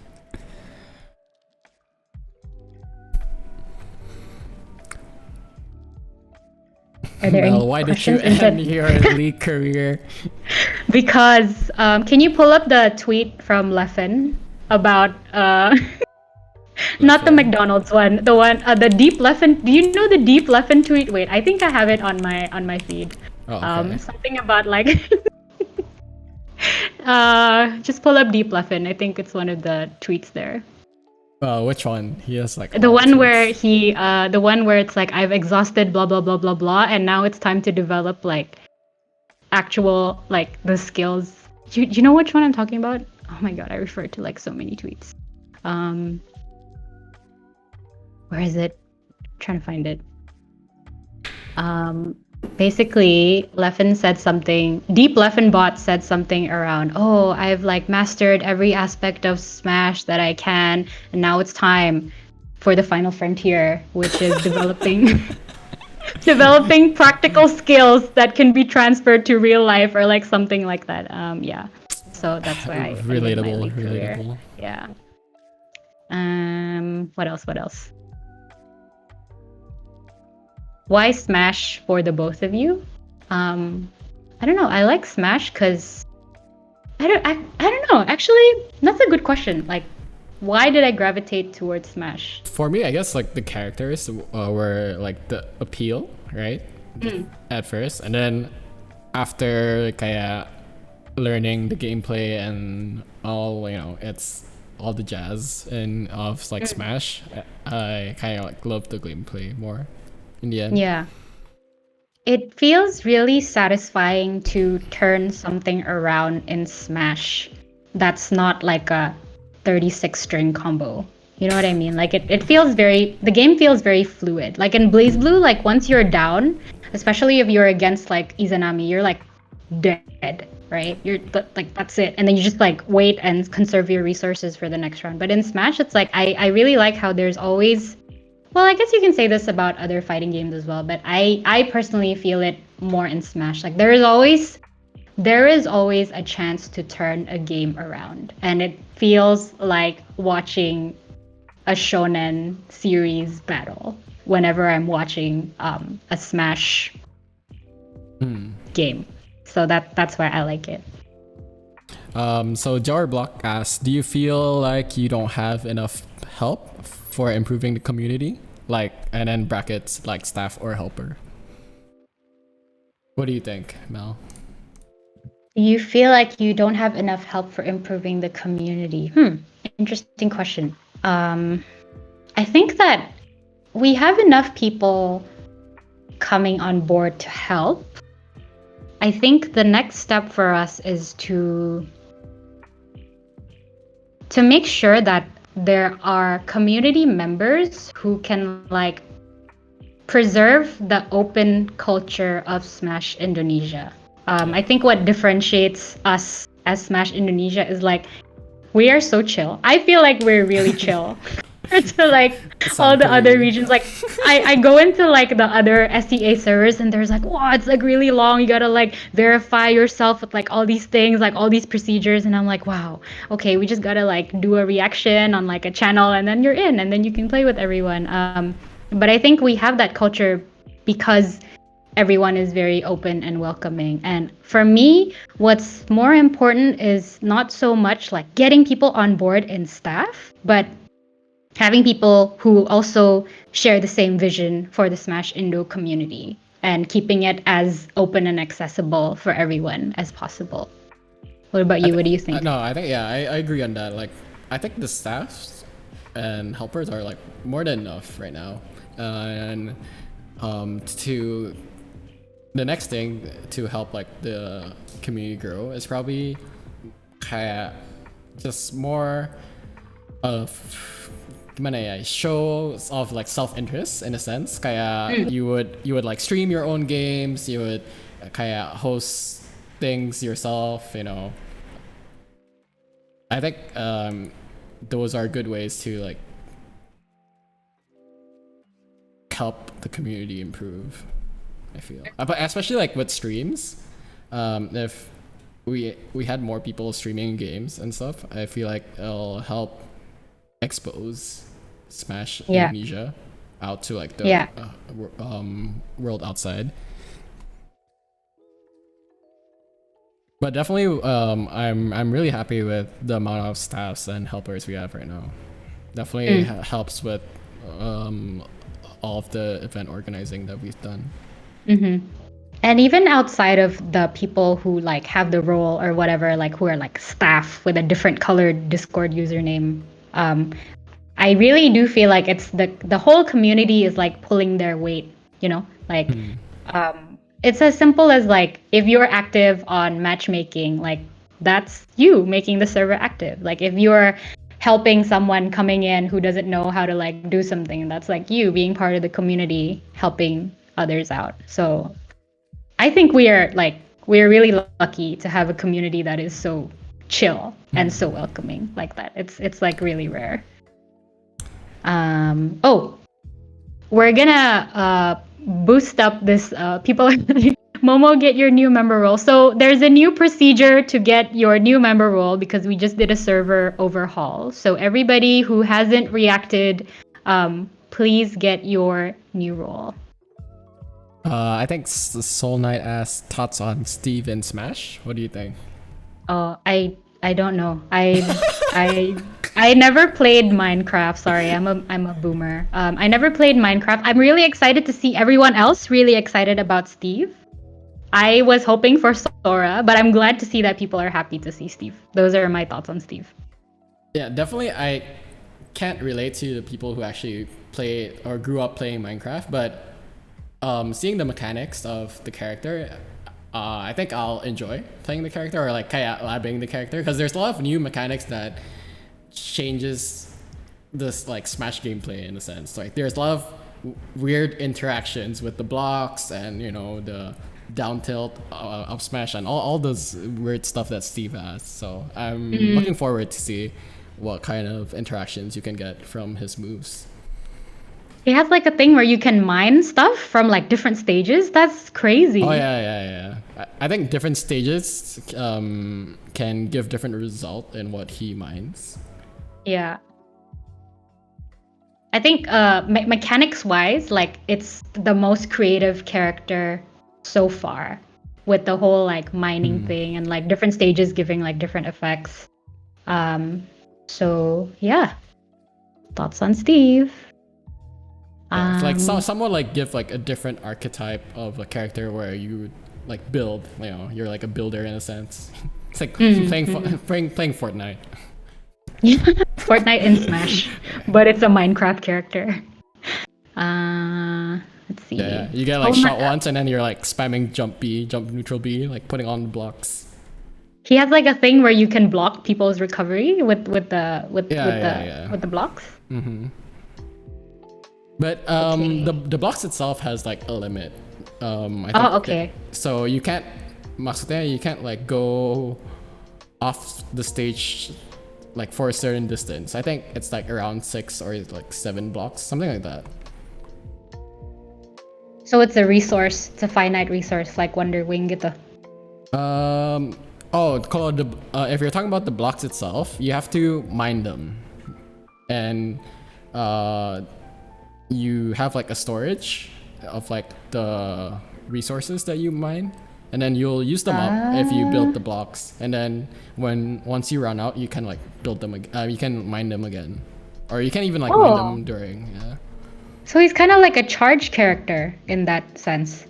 It's like Pikmins, like someone said Pikmins, or where you kind of like pull them up off the ground, like when you run out of them, or when you're like trying to fish for like a certain Pikmin. Okay. Let's see.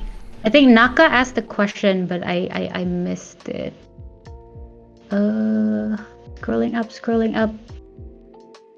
Can you find Naka's question?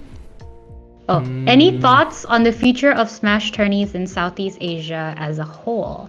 I foresee that one positive thing this pandemic brings, even with online, is that now that people are gonna have to play online anyway, it creates a lot of room for collaboration, especially in SEA. As a region, I think we're kind of like, it's like the top is like NA and Japan, right? Like people always look to NA and Japan to define the Smash meta, and then after that you have maybe like EU, and then SEA is always seen as like up and coming, and like we have like some breakouts like who was that? There was someone Ziffel from Hong Kong, like he was competing in like majors. Yeah, technically like other regions or other parts of Asia is above C, because I feel like C is like yang paling bawah in terms of like the Asian region. Kadang-kadang there's like Taiwan, like you wouldn't put Taiwan, right? Hong Kong, Taiwan is definitely India, that's China, true. and then Korea. Yeah. So, but I mean, we're still growing, and I think that's good, right?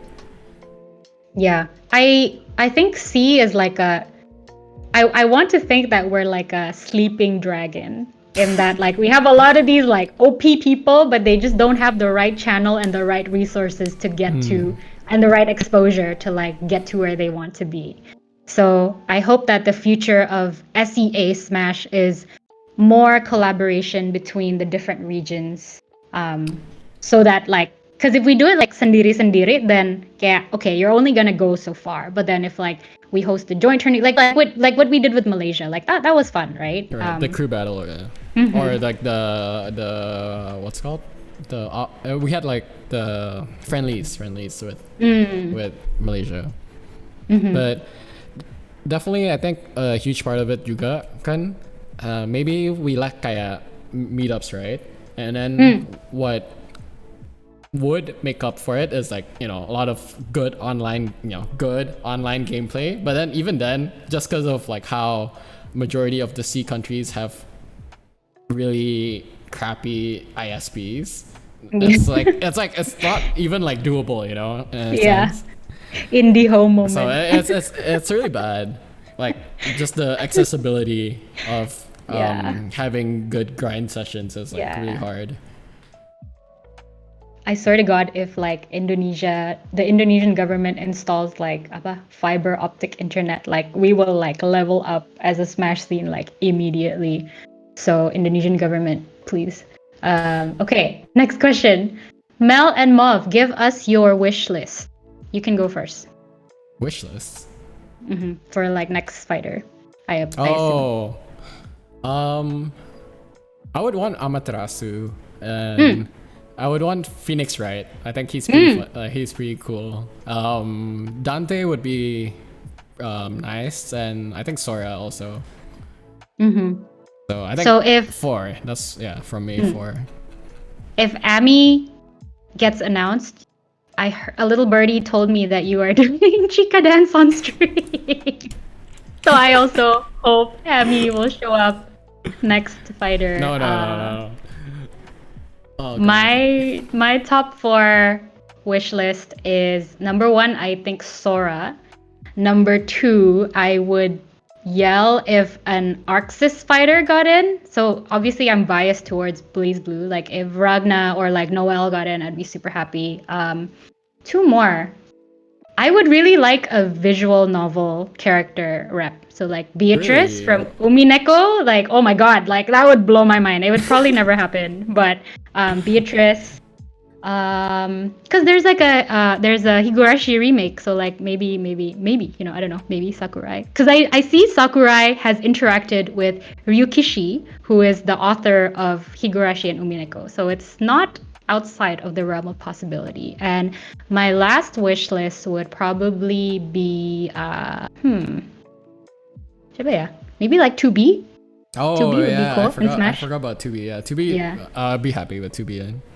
yeah. Forget Dante. I'll have 2B. I'll have 2B. She'll be Dante's the sword fighter. already Dante's already an MVC. He already has Yeah. his chance to shine. All right. I think Um. Chan asked if we host an offline tourney, how many people do you think will show up? Like Oh my God! when will be? Everyone is here. Like 50 easily, just because of how starved we are right now. Yeah, I Honestly, can see that. I can see that. Cause hybrid overflows. I can see it. yeah. I don't know how many people we can host in hybrid. Maybe like 64 is like stretching, like we're really, really like stretching it. Mm. We would probably like have to enforce, yeah, pool one and pool two. Like pool two doesn't come during pool one. So then like we have enough space. Yeah, we do batches. We do Yeah. social distancing. It works out, right? Social distance pools. And then if you're still late for your pool, then you will be DQ'd. Yeah. Um, Definitely well, like have to do something like that. But it's just sad kind of. That means a lot of people can't like stay there for long, or we're kind of like saying to them that they can't stay there. But a lot of people don't really stay the whole way anyway. yeah. Well, no, I feel like half the crowd stays till the end, usually. Yeah, yeah. I think half is still like fine, right? So, like call it 64, Yeah. half like 32. That's fine. Yeah. Yeah. Okay. Oh, chat is going like pretty fast. I keep like missing the questions. the moms and the drivers are gonna like ngopi atau makan like di resto sebelah or something. Di Kemang banyak banget. It's Kemang. It's Kemang. We planned it out. So we have space for the moms, and then we have space for the kids, and we have space for the drivers in Kemang. I think we missed the question after after Chance. Mana ya? Thoughts on the Singapore, Philippines, and Malaysian communities. I would want to do more events with the other countries. But it's always like online. I don't know how good it's gonna be. Like I know some people in Singapore, only Singapore. Yeah, I know like one of the TOs in Singapore, and then I know that we have some people from Smash Singapore who also matchmake in Smash ID. Haven't had much interaction with Philippines. We're pretty friendly with Malaysia because we've shit talk our players together on stream together. So the bond has been created. My brother is here. What are your thoughts? I think I know Thailand has offline events already, right? So I don't know how doable it is to run online events with them because, you know, to be honest, if you had the choice to play offline, why not? Oh right? yeah, bye. Why would you even like think of playing online? For Malaysia, I think I wouldn't mind having like another crew battle, like even with SG in Malaysia, like crew battles or just like a lot of those round robin in a sense of like friendlies. Yeah. It would be fun. Yeah. It was really fun when we tri-casted with Mark. Oh, the crew battle, yeah. That was sick. Yeah. It's not easy to like I feel like I am obviously like not an expert in commentating, but from the brief experience that I do have, it's not you don't like when you commentate, especially with a new person, you don't always find the chemistry. Like nggak langsung kayak jalan, oh you kind of like riff off each other. But I think that when we were tri-casting with Mark, we were like on the same wavelength. maybe it's the shit talking wavelength. That's why we got along. So that was really fun. It was So like, Malaysia, so easy to like talk with Yeah. Mark. Mark was like Yeah. just carrying the conversation. And we're just like yeah. So I would be down to do more stuff with Malaysia, like anytime. Okay. What's a character you wish to play/learn in the current roster that you can't because of whatever reason? From Layer. I wish I knew how to play Shulk because Mondado Arts looks really cool, but I just don't have the time or the willpower to like learn how to optimize him. What about you? Siapa ya? No, to be honest, I'm pretty happy with Falcon. Nice. So yeah, I have nothing for me. Really? Yeah. At all? No. Wow. Probably okay. learn more Falcon stuff and like get the combo routes down properly. But other than that, I think no, I wouldn't pick another character. Not now, at least. Okay. How do I give bits? What is bits? I'm not sure if we have them on, just because this What is is a pretty Bits? new account. Like bits, it's like kind of Twitch currency or something. Wow, people want to give us monies Monies. for talking shit. I mean, sure. What is bits? Why don't you explain to me? So I think from what Rayleigh said, you need to be affiliate, and affiliate you need to have, I think, at least 50 followers, and you have to stream on 7 different days in a month, and like Wow. reach a certain number of like hours streamed and number of people in chat. Tapi I think we're fine except for the number of times we stream, because this is our second stream in this channel. So, Wait, what about all the other old C Spike stuff? Oh, that was on your channel, huh? yeah, because we didn't have this at first, so I thought it'd be nicer to have Smash Indo's own channel, like for anyone to use really, if they were to ask for access for this channel, I would like, give it. Mhm. I am gonna post the link to the forums in case anyone wants to ask a question, but they are shy cat. So if you want to stay anonymous, you can ask a question through one of our forums here. You want to ask us like, who is most fun to shit talk? Like, oh my god, I have so many answers for that. Like, who is the most like annoying person? Like, no, I'm just kidding. I love everyone. Lies, sus. I love everyone. I wouldn't have stayed if I don't love people in this community. Exactly, Tapu. Indeed. Anjay moment.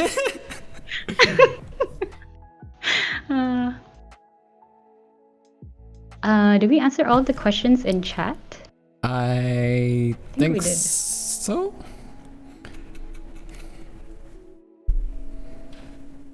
And we answered everything in the Google Forms, I assume? Yeah. Let me check. Yeah.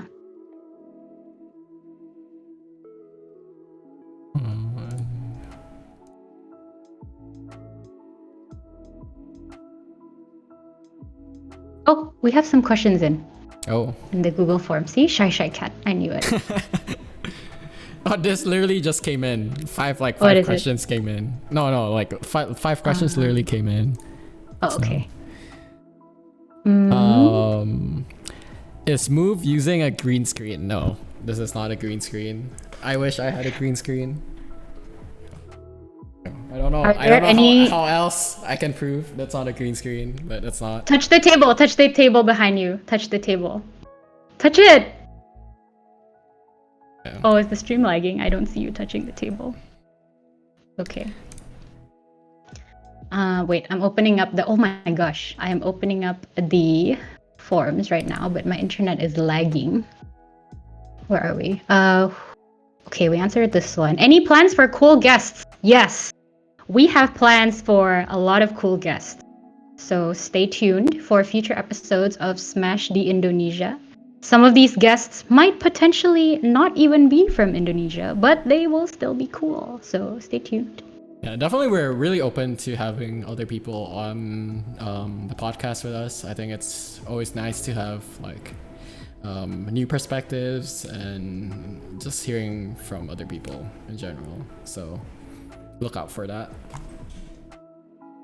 How do I simp for Lumires? Oh my, what? Wait, I don't see, what? Wait, I'm on question 11. I don't see this, what? Wait. What? Who asked this? Who asked this question? Who are you? Reveal yourself. Reveal yourself. You wanna reveal your OnlyFans? Your Patreon? What? Oh my god. What's the Indonesian OnlyFans version? Oh my god. I saw I don't know. I saw someone making it. I think it was Traktir or something. Some stupid name. Oh my god. Is this a real question? How do I simp for Lumires? You come to a Smash tourney. You participate in the Smash Indonesia community. I don't know. I'm just gonna say I only date people who can beat me at whatever game that I play. But seeing as to how a lot of people beat me at Smash Indo, that is probably not a very tall hurdle. But I will get better. Okay, next question. What a stupid question. Are there any storylines or rivalries you're looking forward to or like from your scene? Tapu Jor, for sure. I want to see Saber and Raylu do a rematch.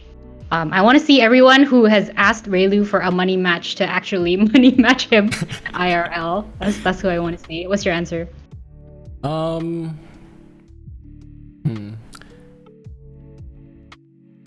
It's a bit hard, yeah, because I want to see a run back between Ken and Vento. I think that was fun. Yes. I remember that was so. It was on stream. It was so good. It was so good. If you want to watch that match, it's Batavia Brawl Season 1, Brawl 1. Yeah. Vento Argento versus Ken. It was Vento on Snake and siapa ya?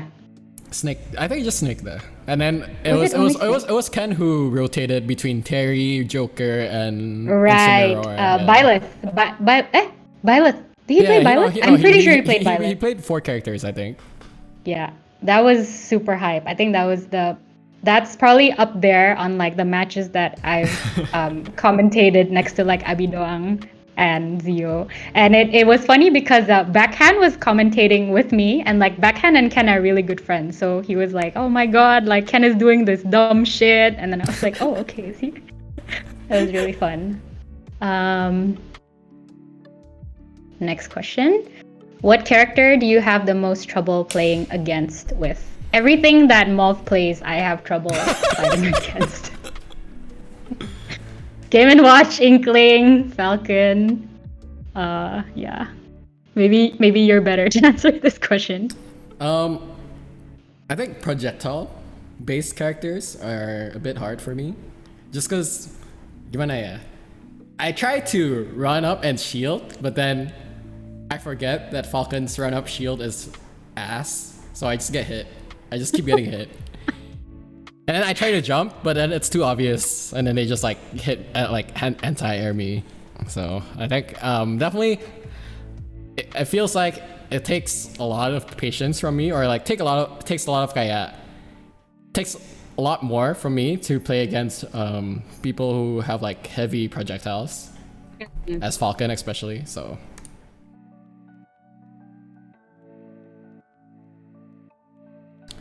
Okay, next question. What are your thoughts on People Whale? People Whale is cute. Do you want to show the People Whale emote for people who've never seen it?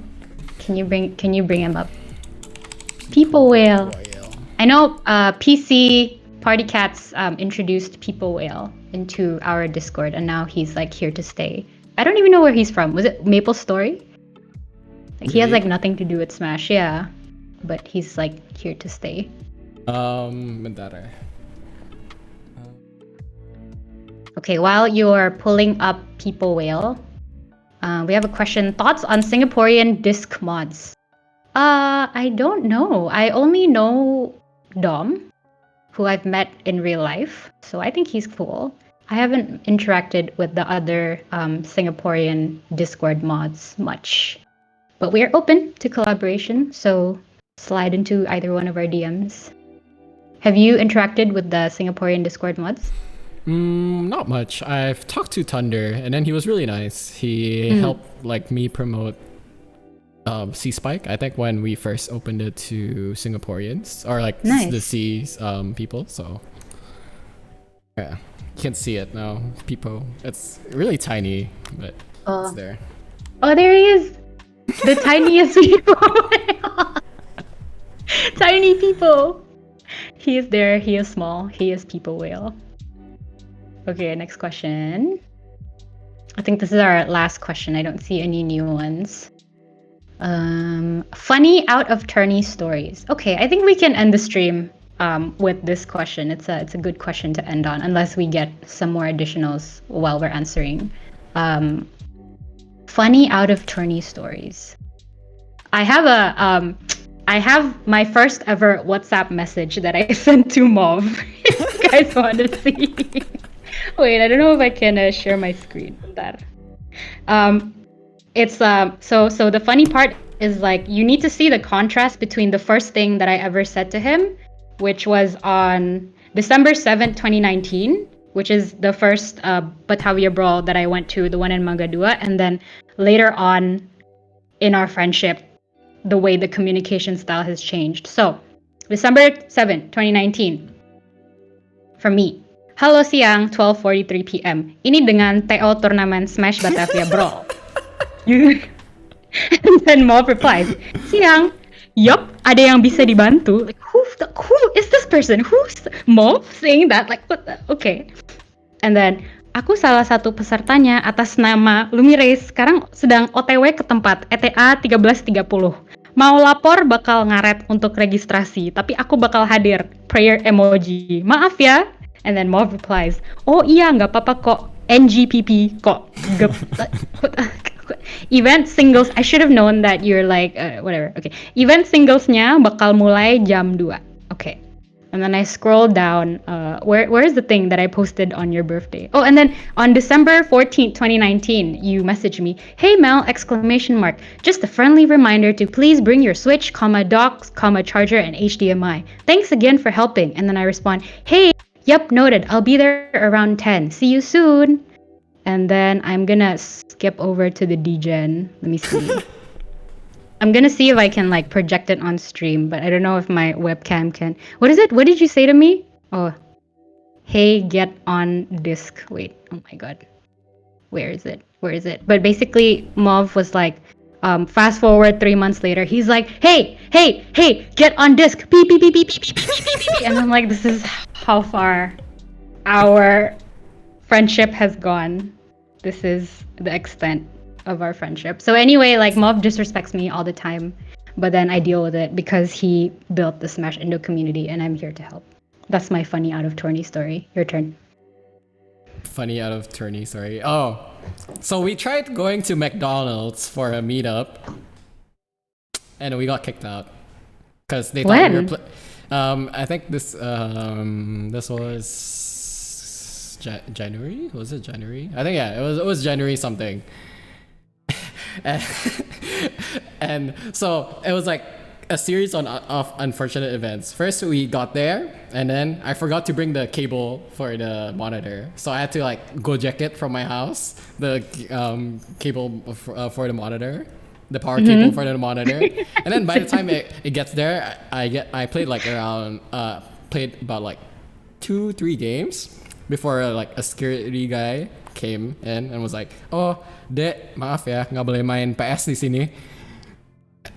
And then everyone was just like, "What the fuck? What just happened?" You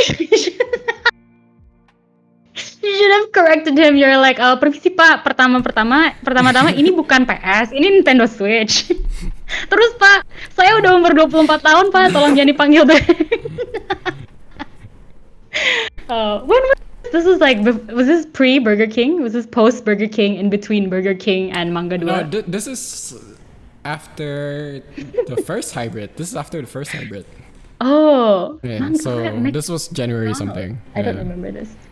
Okay, earlier on this year. And then we had to like beg Momo to take us in, cause Momo was there, and then untungnya it was nearby his house, and we're like, "Yo, Momo, is it okay if we like play in your house?"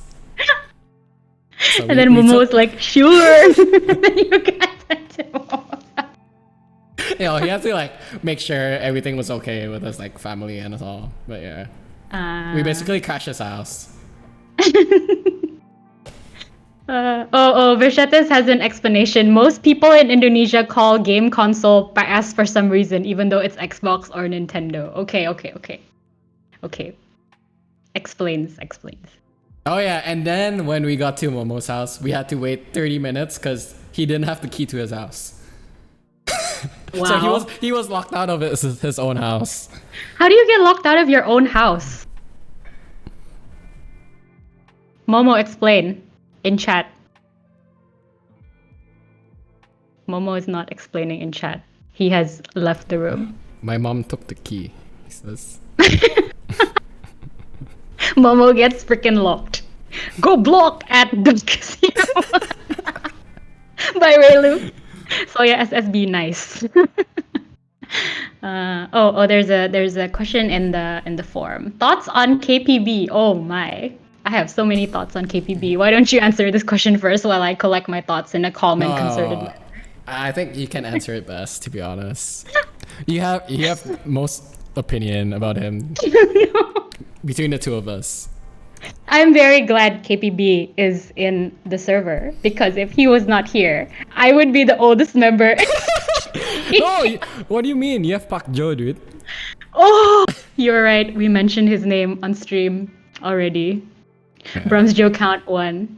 Brahms Joe, if you're there watching this, you have fans in the Smash Indonesia Discord server. Going back to KPB, I enjoy his presence a lot. We've played offline quite a few times when he was back here because of the pandemic at Yusuf's place. I feel like my improvement in the game went up by like a lot because I started playing online with KPB.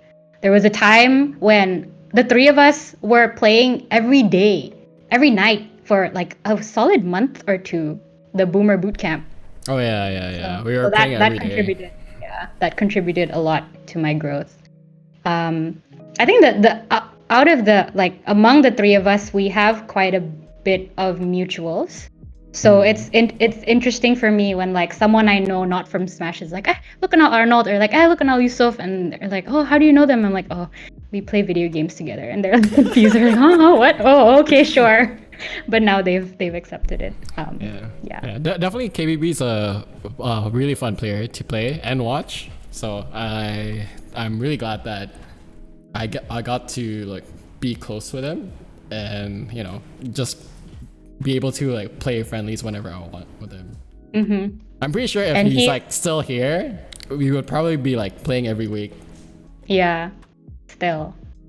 He's playing all the way in Sulawesi, ya? Sulawesi, Kalimantan. Which one? But he's like, he's like playing in the jungle. So whenever we play online, and then inevitably someone's connection will drop, and then KPB will like shit talk in chat. He's like, oh my god, Mel, like fix your internet connection, like First Media sucks. And then I will tell him like, oh my god, shut up, like fix your jungle internet. So my theory is that KPB's internet always sucks because you need to pass through like layers and layers of palm trees to get to his house. That's why his connection sucks. It's like in the middle of the jungle. But yeah, all my homies love KPB. That's my answer to that question. Or? I think that's the last question. Yeah. Any closing words, Mel? Oh wait, Soya has a question. Yes, Soya, ask your question. Thoughts on Luigi Zero to Death? I hate it. Period. All right. End of Q&A session. All right. Do you want to say your closing words, and then I will end off the stream for us. Okay. So thanks for everyone who tuned in, and for everyone who asked a question. Hopefully we did our best to answer it, and hopefully you got the answer you needed. We'll definitely be putting out more of these kind of content in the future. We don't really have a schedule yet, but we're probably gonna have to round up guests for the next one. Definitely, I think the second podcast will have guests over, so please look forward to that. So yeah. Cool. Yeah, thanks everyone for tuning in. We have like 36 people in stream. This is more than C-Spike. I am actually surprised we have people watching us just like blab on for 2.5 hours now. We planned this for like an hour, and we're like, okay, we hope people are not bored in like 1 hour. We're just like talking about Smash Indonesia. But I am actually really glad to see the momentum. So stay tuned for the next one. If you have guests that you want to see on SDI, let us know, and keep matchmaking, keep playing Smash, keep complaining about tier lists. You do you.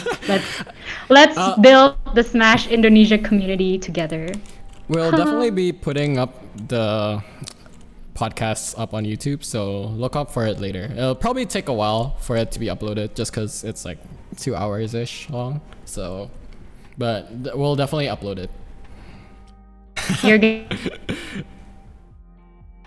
Oh, wait, what? What are you saying? I think you cut off a bit. I said you're gonna edit out all the questionable content, right? So we don't get canceled. Dude, we have no questionable content. Oh my god, KPB is in chat. The average viewer higher than our grandfather. I mean, dude, oh my god. I'm pretty happy people like these kind of content. Yeah, so. yeah. I think my expectations were like very tempered for this podcast. It's like, oh, I'm gonna be happy if like 5 people tune in and ask questions. But please, no more how to simp for Lumire's questions. Ask that to my face. Don't ask me through anonymous. Yes. Google Forms. You can DM her and let me. Stop, get no, no, no, your- no, stop, what's stop, your stop, Discord? stop. um, Oh my god. Lumiras Okay. hashtag. Oh my god. Some. Okay, stop. Stop, stop. Stop. All right. I think that's all for the stream. Bye guys. See you next Thanks so time. much. Okay, we're out.